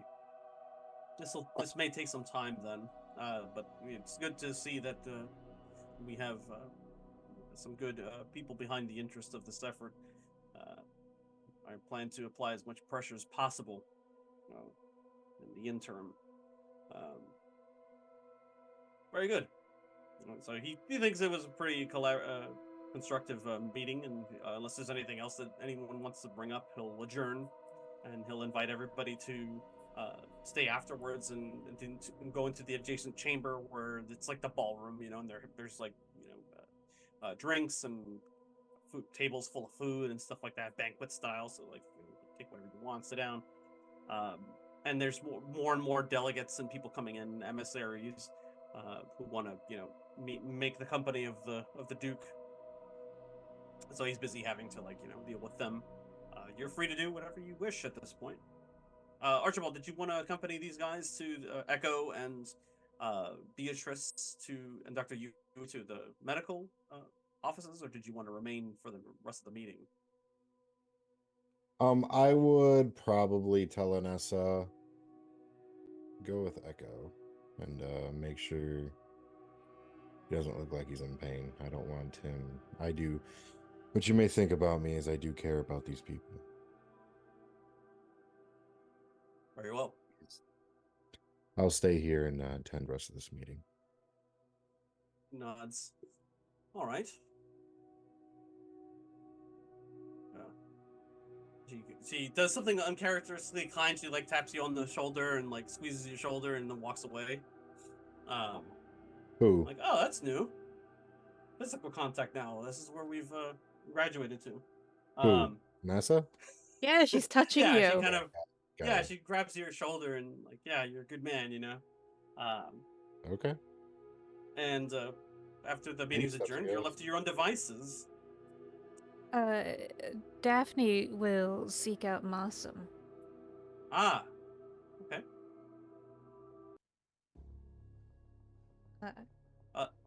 Mossum was, you know, he was just kind of listening quietly, and when the meeting adjourns, he goes to meet with you to speak privately.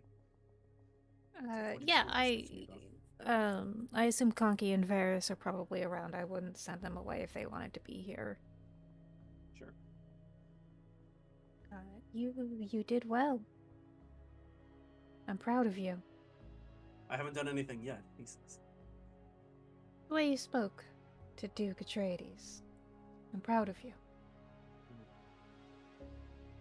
Words are one thing, actions are another. You've taken We'll the see what first. happens when we get there. You've taken the first steps to charting your own path. You think she'd be proud? I think she would. He seems a little uncertain. He's like, Kyra always dreamed of this grand revolution. I'm not so sure she would approve of this tact that the Duke is prescribing to. But is it not is it not noble to use what tools we have available? I agree. It is. And I think this plan is a good one, because if it succeeds, it will be a bloodless coup. It will not lead to civil war. And that's always good. And you're doing what you think is right. And I think as long as you follow that path, no matter what you do, she would have been happy with that choice. Thank you, that means a lot. He looks a little relieved when you tell him that. He's like you've lifted something off of his shoulders, you know. He was a little unsure before, but now he seems more confident when he talks or when he speaks, and when he moves about. Like, yeah, Okay. he feels like he has her blessing. Should I assume that you're ready to be her heir? I don't feel like it would be right. It is. I know what you mean. That it is my right to claim it if I wish. But I never wanted it to begin with. Neither did she, really. If you walk farther down this path, you might find it useful to you.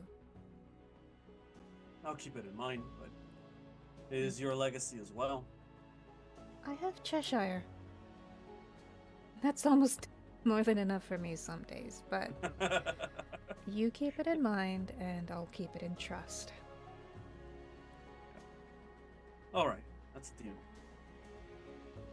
I'll give him You see- also a hug. And Oh, what were you saying? Sorry. I'm Oh, gonna you give him.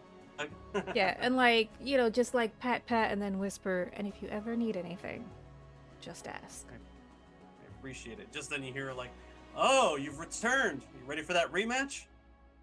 He kind of, "Oh, Paul, I think I am ready for that rematch." And you see the Sadakar guard is standing there, you know, stoic, laser eyes, focused, and he's just like, he gives him this look like, "Why are we wasting our time? We need to go." And you see, Masum makes eye contact with the captain. He's like, "It'll be over soon, I assure you." And and Paul responds with like, "I assure you, it will not."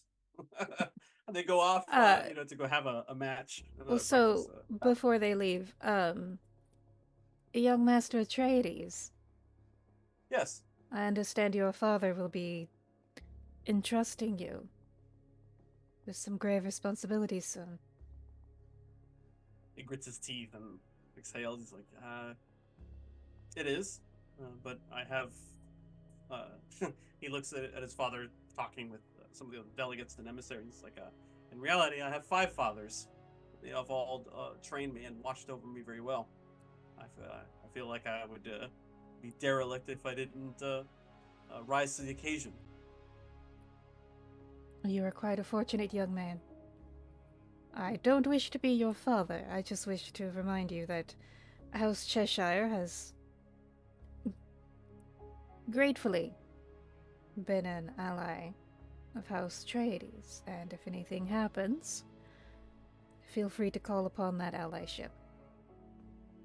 Oh yes, no, I wasn't insinuating that you are a guardian, my guardian. Simply that my father and I feel that I think I have what it takes now after over a decade of intensive training to undertake the task of leadership here on Arrakis. Oh, I'm sure you do. I simply wish to remind you of my close. I'm basically like the neighbor who's like, "Oh, your parents are like going to Europe for 2 weeks? Well, you know, here's my phone number in case you get lonely." Much appreciated, young Duchess. Thank you. Yeah, I'm Then, basically saying like, if shit happens, call on us for help in a way that doesn't like hurt his pride. Yeah. While they're having their little talk, I'd like to just walk over to Mossam and from the fights that I have seen from Paul with like the previous Bene Gesserit's fight, I want to just make a comment of like, watch his left foot in which direction it goes, because it's a tell of his, in case you haven't already picked it up. I haven't, but thank you for the insight, he says. Much appreciated, Norma. He's like, he proceeds into the practice area. All right. Archibald, is this something that you wanted to do as the meeting is winding down and these guys are having their little private moments? Okay. Who's all in the room currently? Duke Leto's over here shaking hands and talking to people. Paul went out that way. Kynes is over here. And she's talking with some of the people that are present as well. Like the Mentat, Duke's Mentat, they're talking. Yep. So yeah, I would actually like to talk to Kynes if I could. Yeah. Hawat gets the hint when you sidle up next to her and clear your throat or whatever. He's like, "Oh, excuse me, my lady." Saunters off. General, I was a bit worried about you for a moment there. Oh, you were? Well, we all were. We didn't know what happened. You have a history of episodes such as that? I guess you could say that.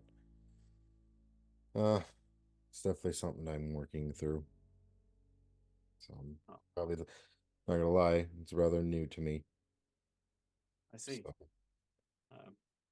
But planetary biologist. I'm not a doctor in the same way that Dr. Yue is, but perhaps you should be meeting with him next. Who? The Duke's doctor, unless you employ your own sook. Oh, yeah. Definitely. I definitely wanted to talk about from the last time we met and the deal that we struck. No, there was no deal. We simply spoke of the possibility of acquiring technology that you said you were somewhat privy to. Terraforming technology, I'll remind you. I I'm guess. still interested. Okay. I just wanted to say it may take longer than usual, or it may not happen at all due to the uncertain circumstances that are going on right now.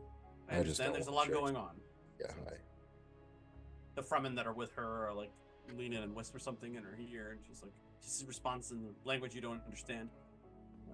It's like, I must be off, but it was good seeing you, and I hope to see you again in the future. 100%. If not here, then definitely on Kaitane. 100%. I'll be there. And The from journey there, I commences. will go check up on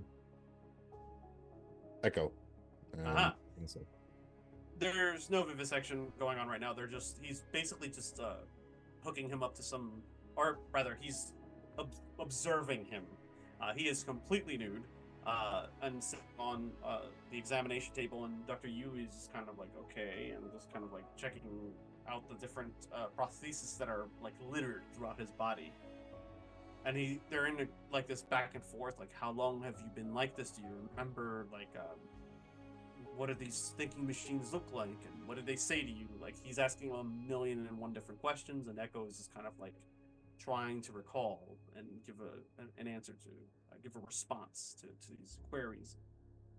You walk in, he turns his head, and he's like, General, I understand you experienced something back in that room. On behalf of House Atreides, I want to make myself and our facilities available to you, should you need to use them. I'm simply making some observations here regarding your compatriot, Mr. Echo. But if there's something that you need assistance with, I can certainly endeavor to look into your problem. I can, that's very much appreciative, but I don't want to overstep my bounds.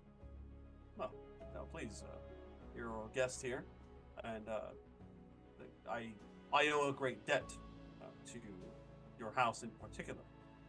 So consider any practices that would be afforded under the yeah under the Sook School to be pro bono, as they say.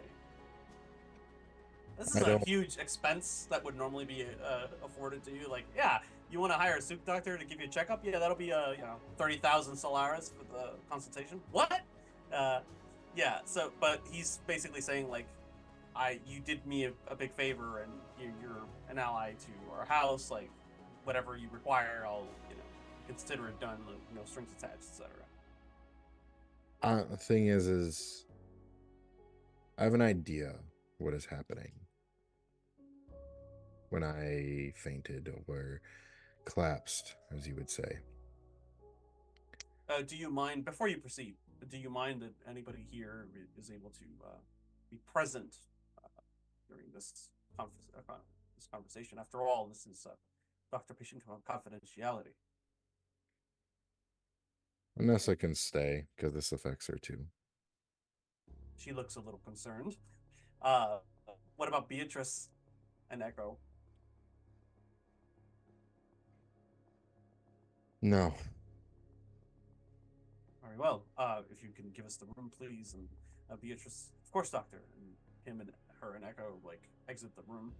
They are gonna have just such the awkwardest conversation between the two of them.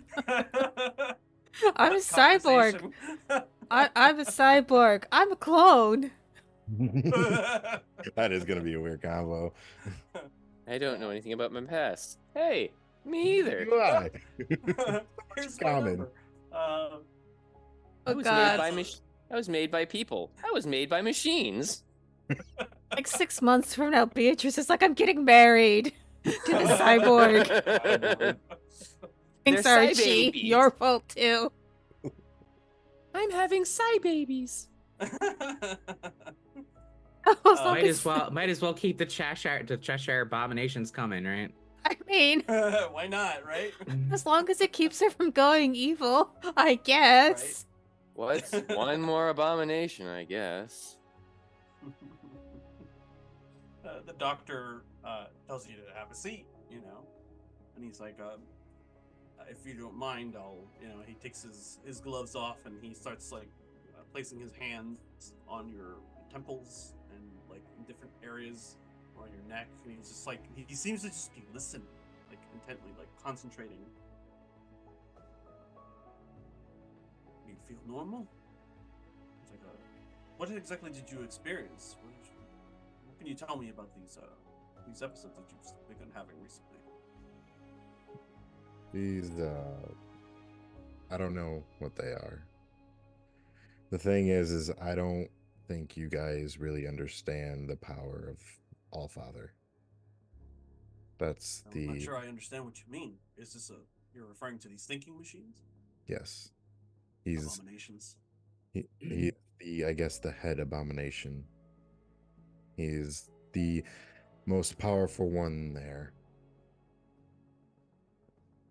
Basically, what happened was, I don't know what exactly happened, but we were going in. I was coming in and I was greeting everyone. Then Allfather showed up and started slaughtering everybody. He appeared. This thing appeared here? The palace? Yeah, but it seemed like it was in my head because I woke up with everyone standing around me.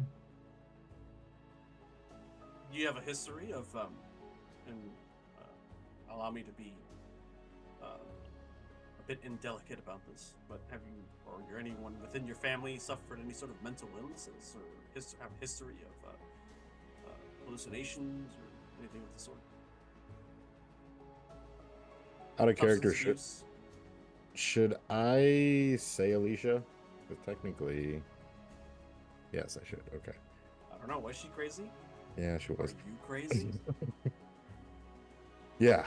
I mean, Alicia was just homicidal. She wasn't having hallucinations. Yeah, but she was crazy.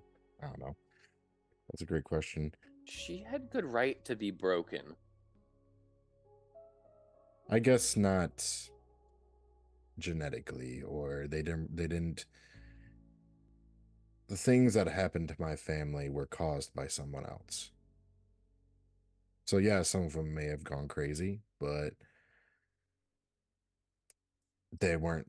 They were probably normal before some third party situation happened to them, which made them that way.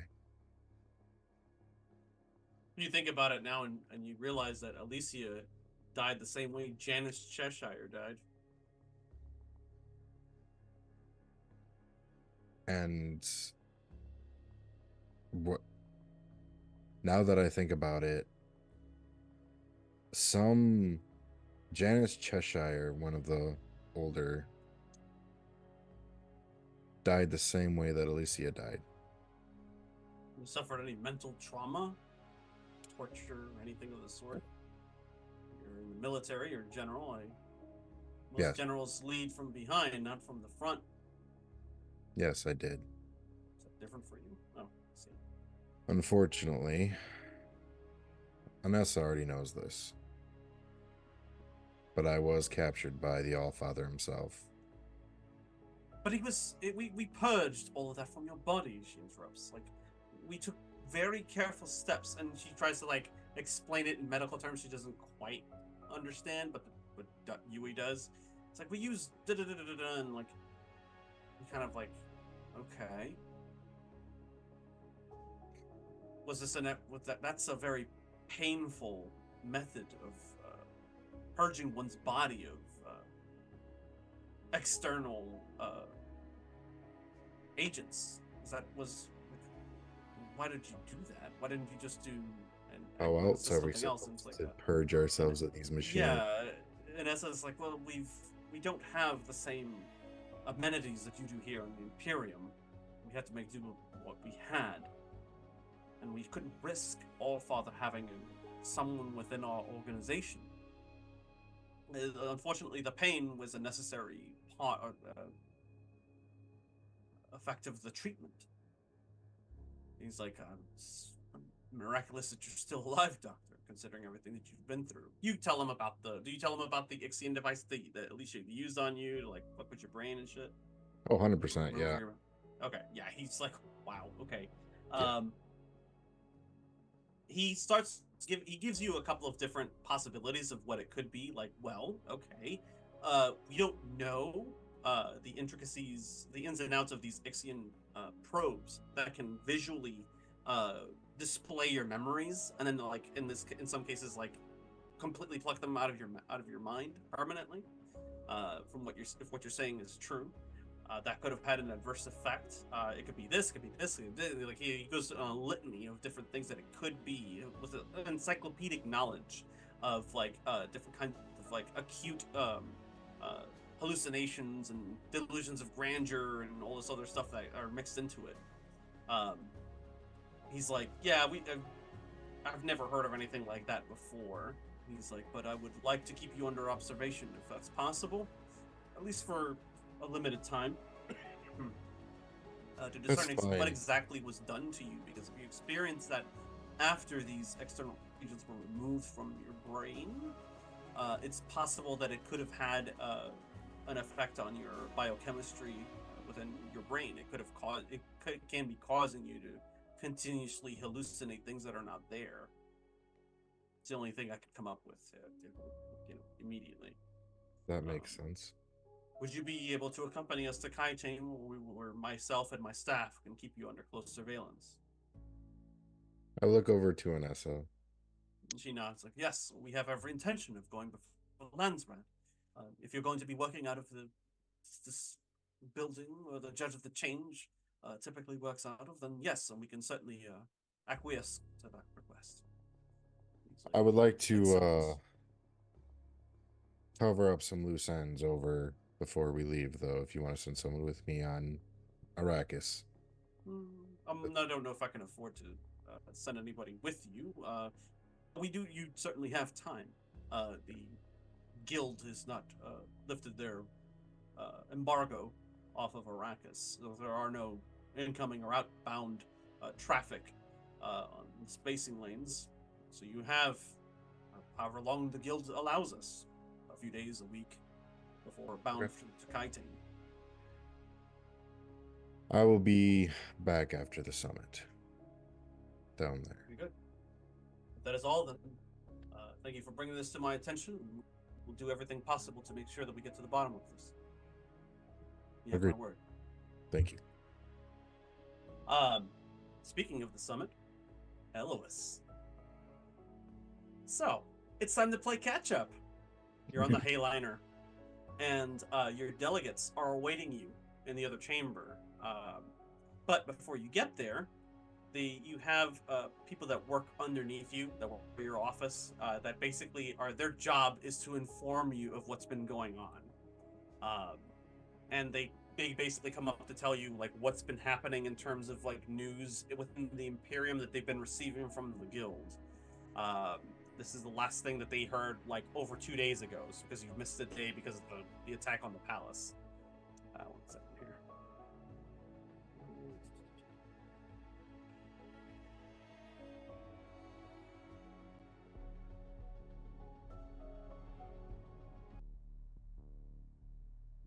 It's like your aide tells you, it's like there have been reports indicating that ground skirmishes on Odinai 2 and 4 have begun. One of House Novabrun's top diplomats was transported from the Landsrad Hall of Oratory to the Suk School of Medicine for emergency treatment after becoming severely ill. She remains in critical condition.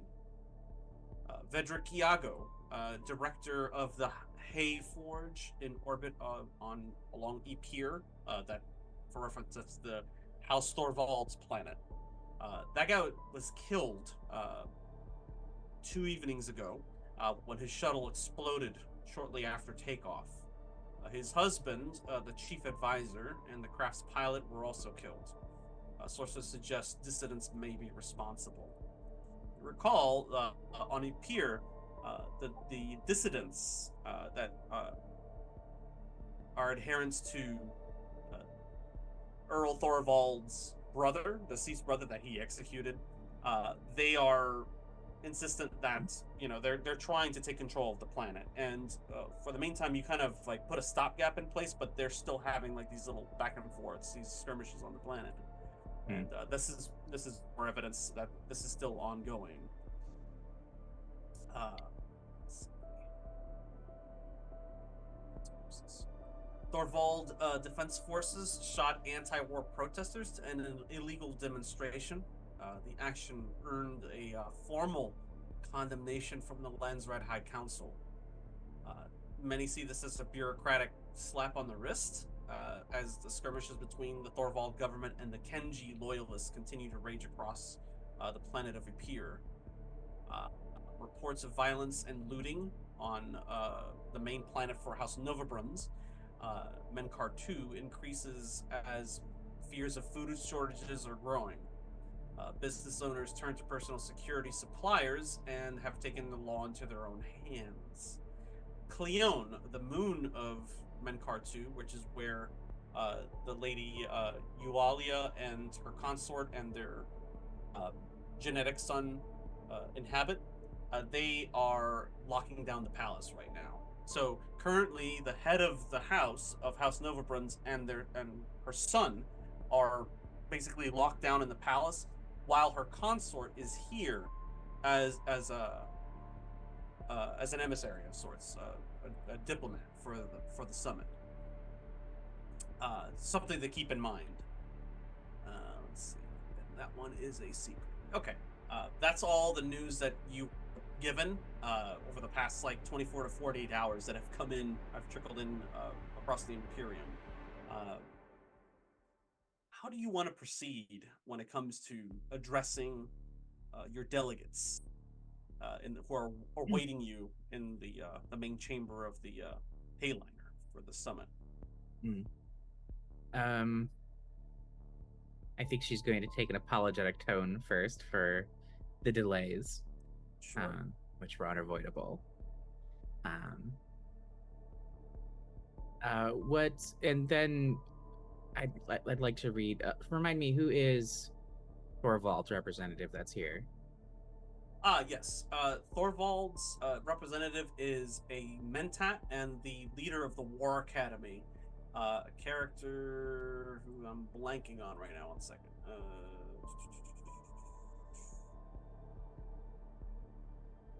Laura Day. The name in the chat here for you.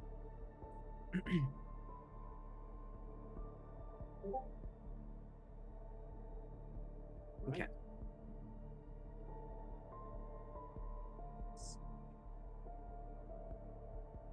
Cheat sheet of sorts here.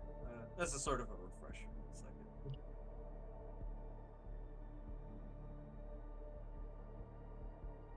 So yeah, you have Lady Eulalia, her name's gonna mess me up. Silta Defanza, the consort. Neville, who's their son. General Inab Korda, Master Laura Day, War Master Kenji Versing Koji, and Fabrici Thorvald. You were previously trying to see if it was possible to achieve some sort of a interhouse marriage, which under the current circumstances is a very hard sell. But you did have a sympathetic ear within House Novabruns because of the way that you carried yourself and the way that you kind of like handled the situation there at the time. House Thorvald, however, it may be another issue entirely. Okay. All right, so that's my main hurdle right now is Thorvald. Okay, that's great. Just get the kids to meet and fall in love, and they'll Romeo and Juliet this shit. Yeah, Yeah, exactly. please. That's how it works in DUNE all the time. Everything happens well.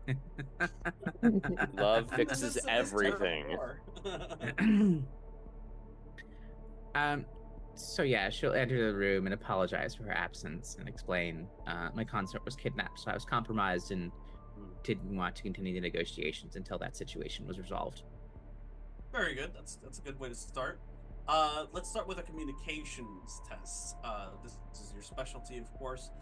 Uh, Normally for this would be a difficulty 3 check. However, because of the recent upheaval that took place in the palace and nerves being shot to hell, it's going to be difficulty 4. Uh, for House Thorvald in particular, we're going to say for House Novabrund, this is going to be 3. So at the very least, if you get 3 successes, you can get one of them on your side to kind of like convince them back to the table. Okay. I will be using duty, I think. Mm-hmm. You I have a will. summit? I don't. Okay. I think.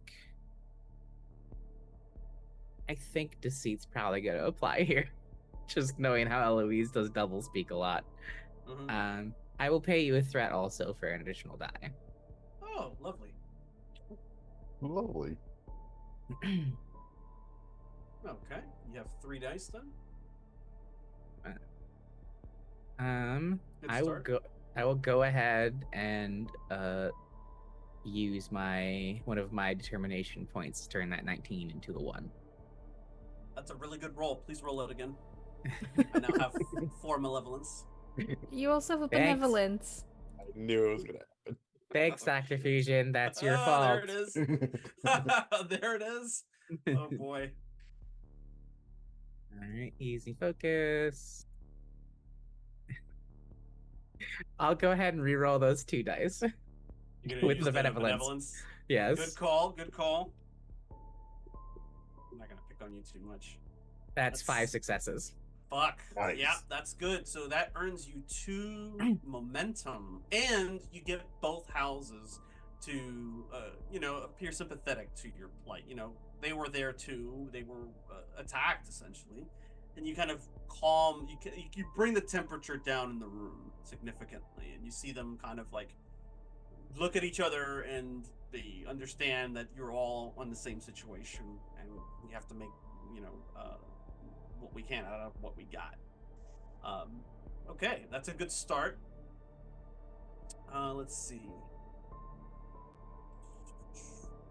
Now I need you to give me a discipline roll with observation if you have it.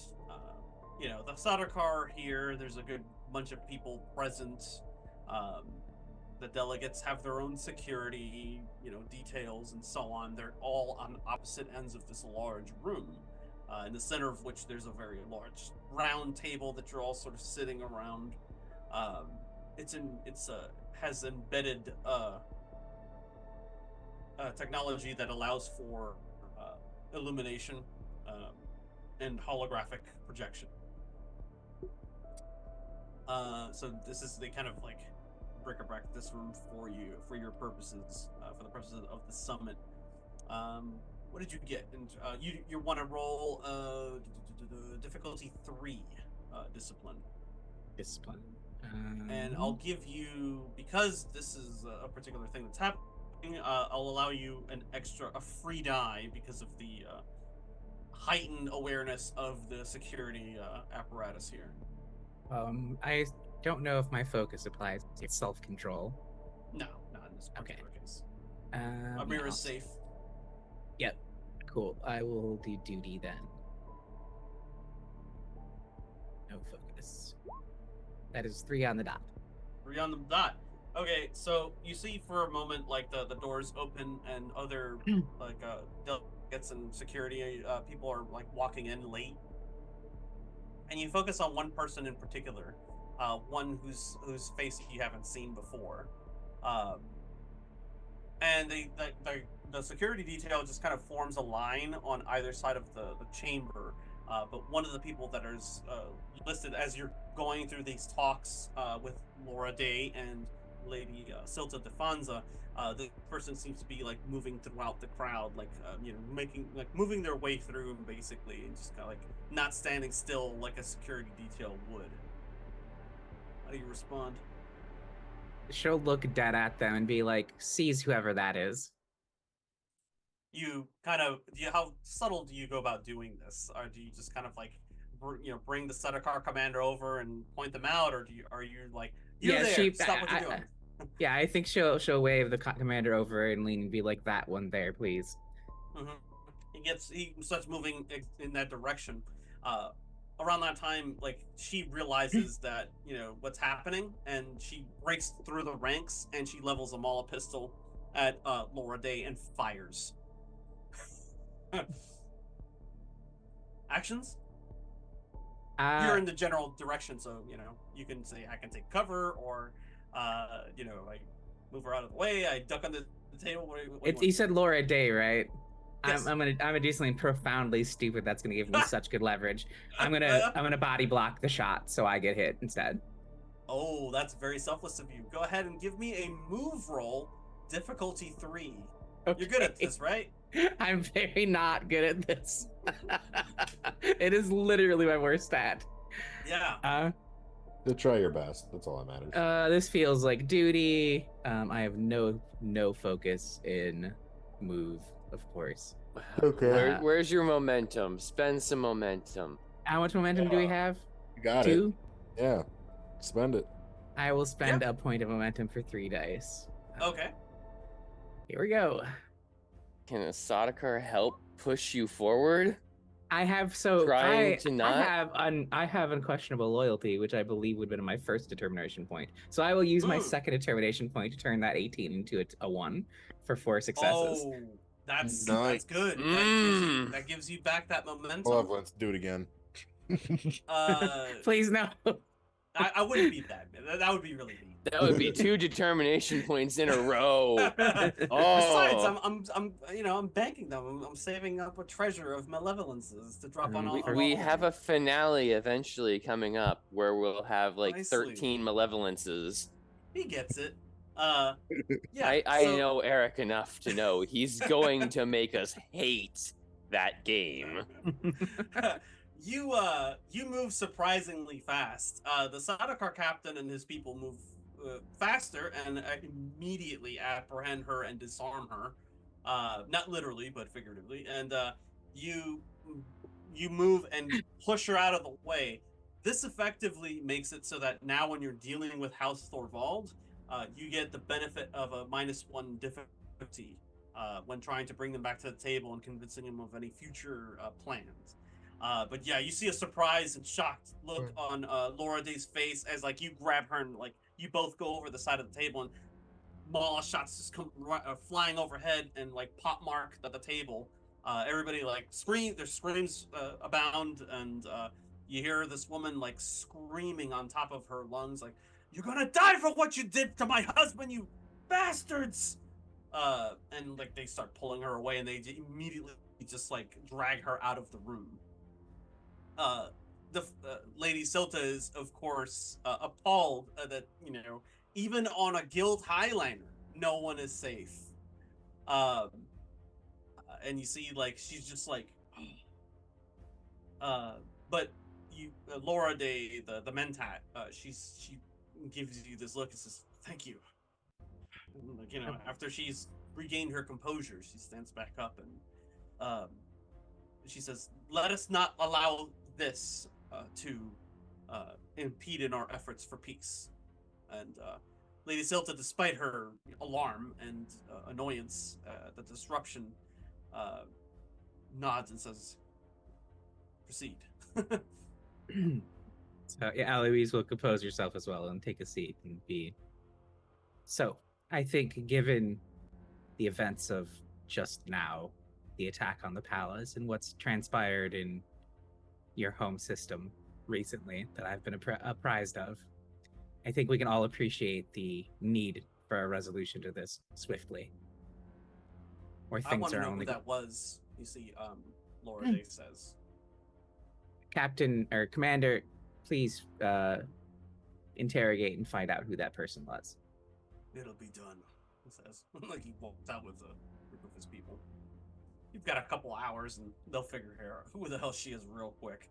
Okay, so that's good. You managed to avoid utter disaster.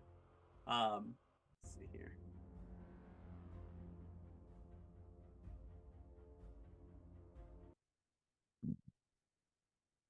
Very good. She's like, we'll need to figure out a way that we can make this accord work. Obviously, things have come to a disruption here on Arrakis because of this, and that was not the intent, Lady Silta says.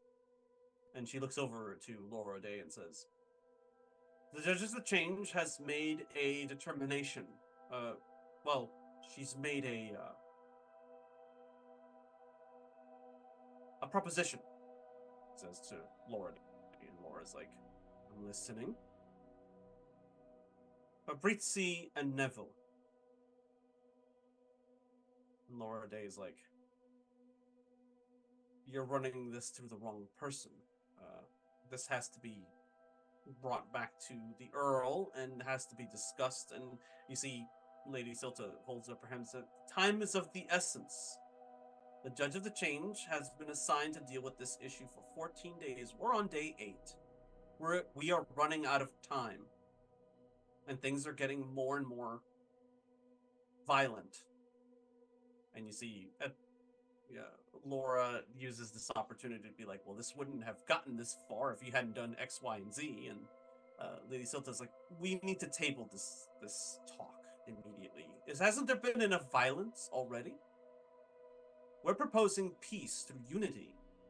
Think of the what can be accomplished here. And Laura Day just kind of, I can imagine what you and your house can gain out of it. What will we gain out of it? He's like, the same. And he's like, yes, you'll have to bring this back to your Earl for discussion, but we need to do this post-haste. The sooner we come to an agreement now, the sooner the embargo can be lifted, the sooner we can all go home. She looks around the room and says, you have connections with the guild, do you not, Lady Elois? I do, as a former guild member. And technically, I am a second stage navigator at this point as well. I believe you. Is there a way that you can convince the guild to... I know that they are rigid in their protocol. Or is it possible that you can convince them to step up the timetable and put a cessation to this embargo? I think they would need guarantees, given that weapons were already smuggled onto one Hayliner. And I'm sure you've heard of the incident that got me promoted to Judge of the Change, where a Hayliner, a pilot, a navigator, was poisoned and sent careening into my home planet. Indeed, we have. So if you can... Yes, please. So I think as long as I'm able to convince them that their hesitancy is no longer warranted, I can make that happen. But the unrest on your home planet is going to make them nervous.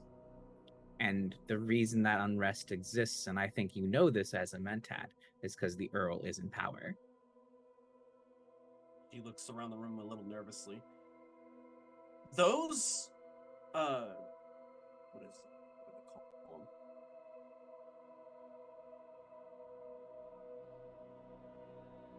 Those Kenji loyalists are bloodthirsty murderers. If we allow them to take control, we have no guarantees that the Earl or Fabrizia will be spared any violence. I've spoken to Fabrizia. Yeah.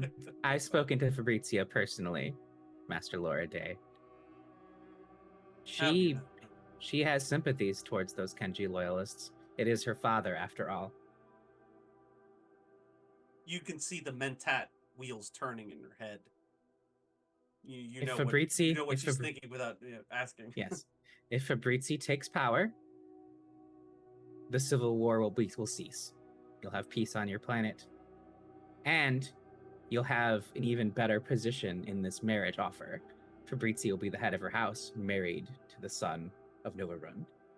I will want a written agreement, an endorsement by the guild that guarantees that if the Kenji, I'm losing my mind here, if these Kenji loyalists step out of their boundary and break this agreement that you're proposing, that they will cease transport of any off of Ipir permanently.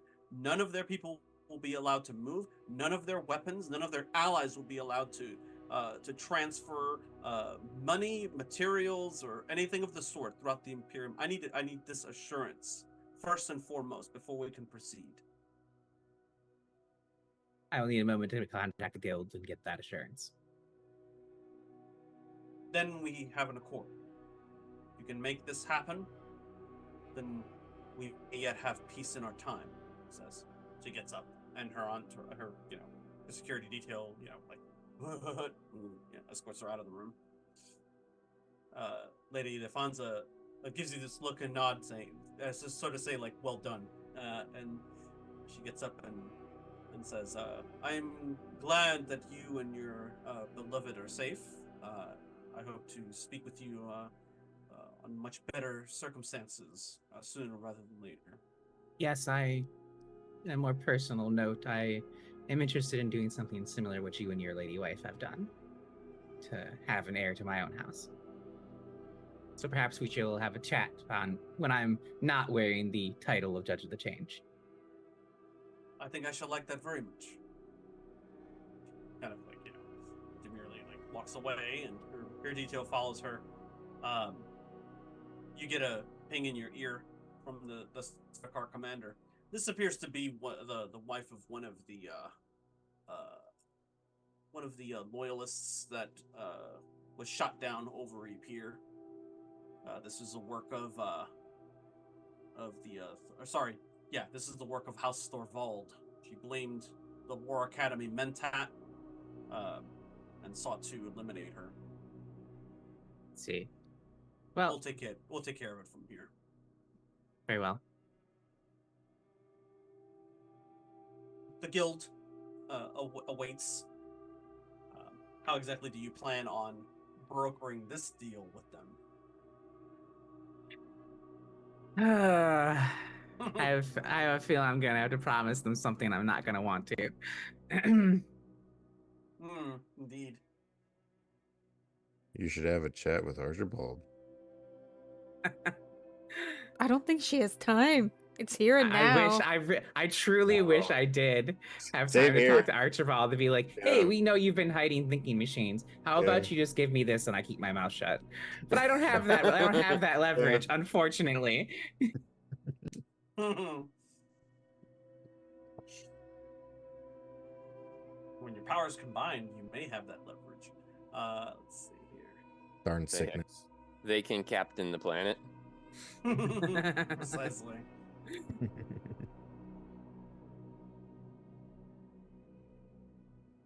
Let's see.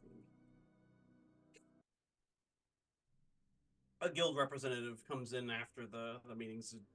The summit has adjourned for now, along with your pages, your assistants. They come in. It's like, yes, they wanted somebody wants to be, and they just the guild representative just pushes them out of the way.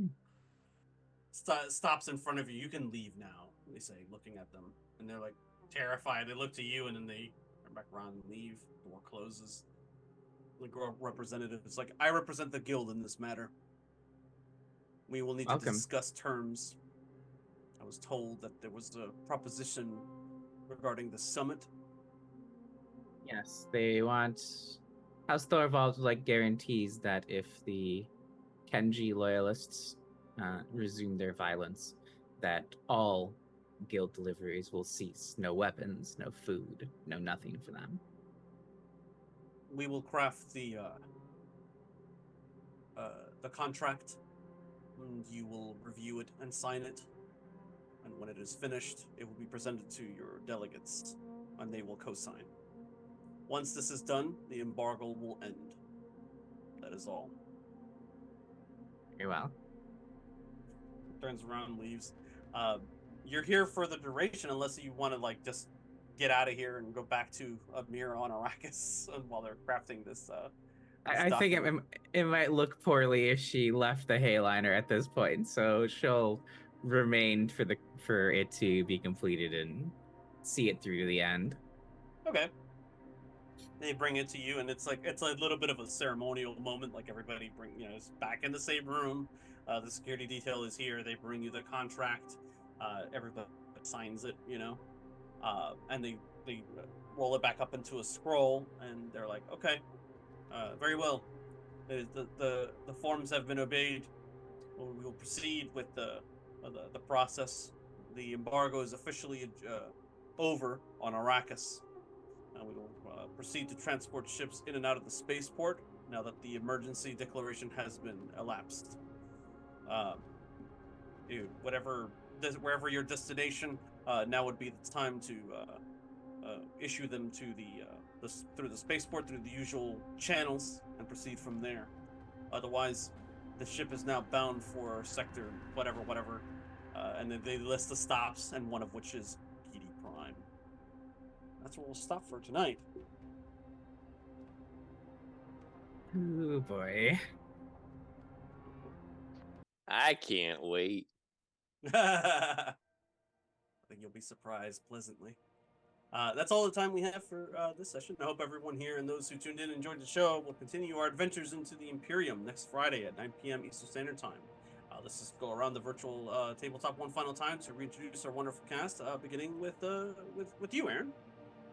Hi everyone, I am Aaron, pronoun she, they, fey, the late joiner this evening thanks to a lovely earthquake that knocked out my internet. Just LA things. Tonight I played Eloise Cheshire, pronoun she, they. You can next find me back here Thursday at same time, 6 p.m. Pacific, playing The Between, where I play the Factotum Hornby. To have you back. Leo. Hello. My name is Leo. You can find me here on Twitch at Leo of the Black, doing Leo of the Black things. And today I played for you Archie. I think he's got PTSD, to be honest with you. That's my hypothesis right now, is that it's PTSD 100%. Not a bad theory. Have we all not been through our own trauma? I don't know what you're talking about. Norma has never done and been in anything traumatic. Have you been? Ever. Have you had your brain probed like 8 times? Just saying.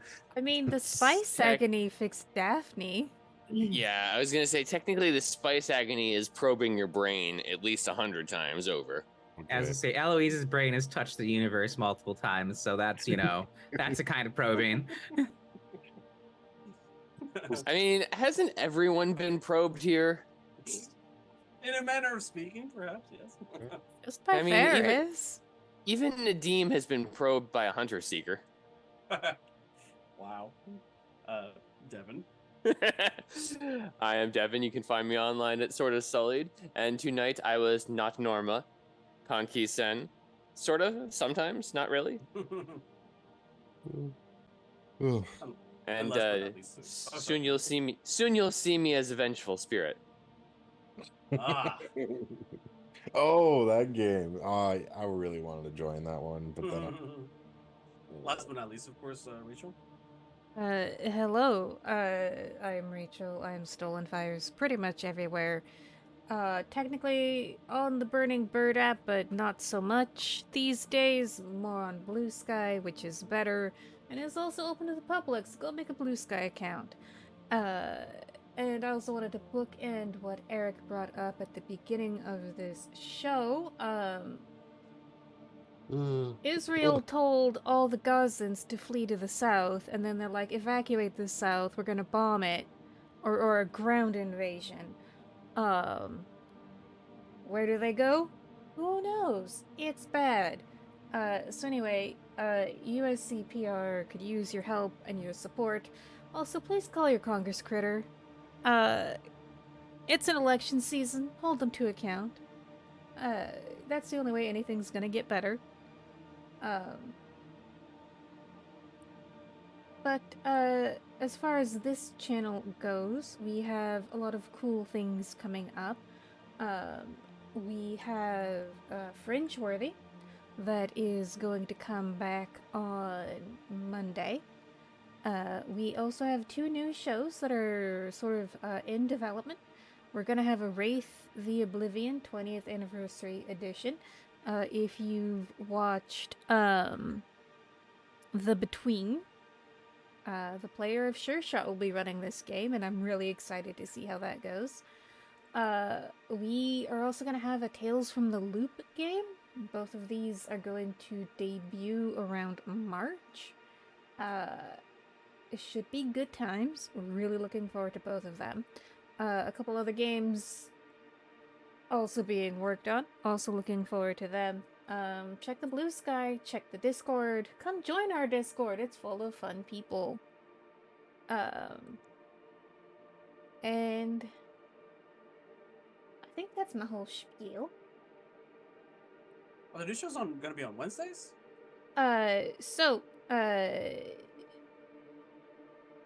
Hey, let's see. The Wraith 20th anniversary game is going to be on Wednesdays.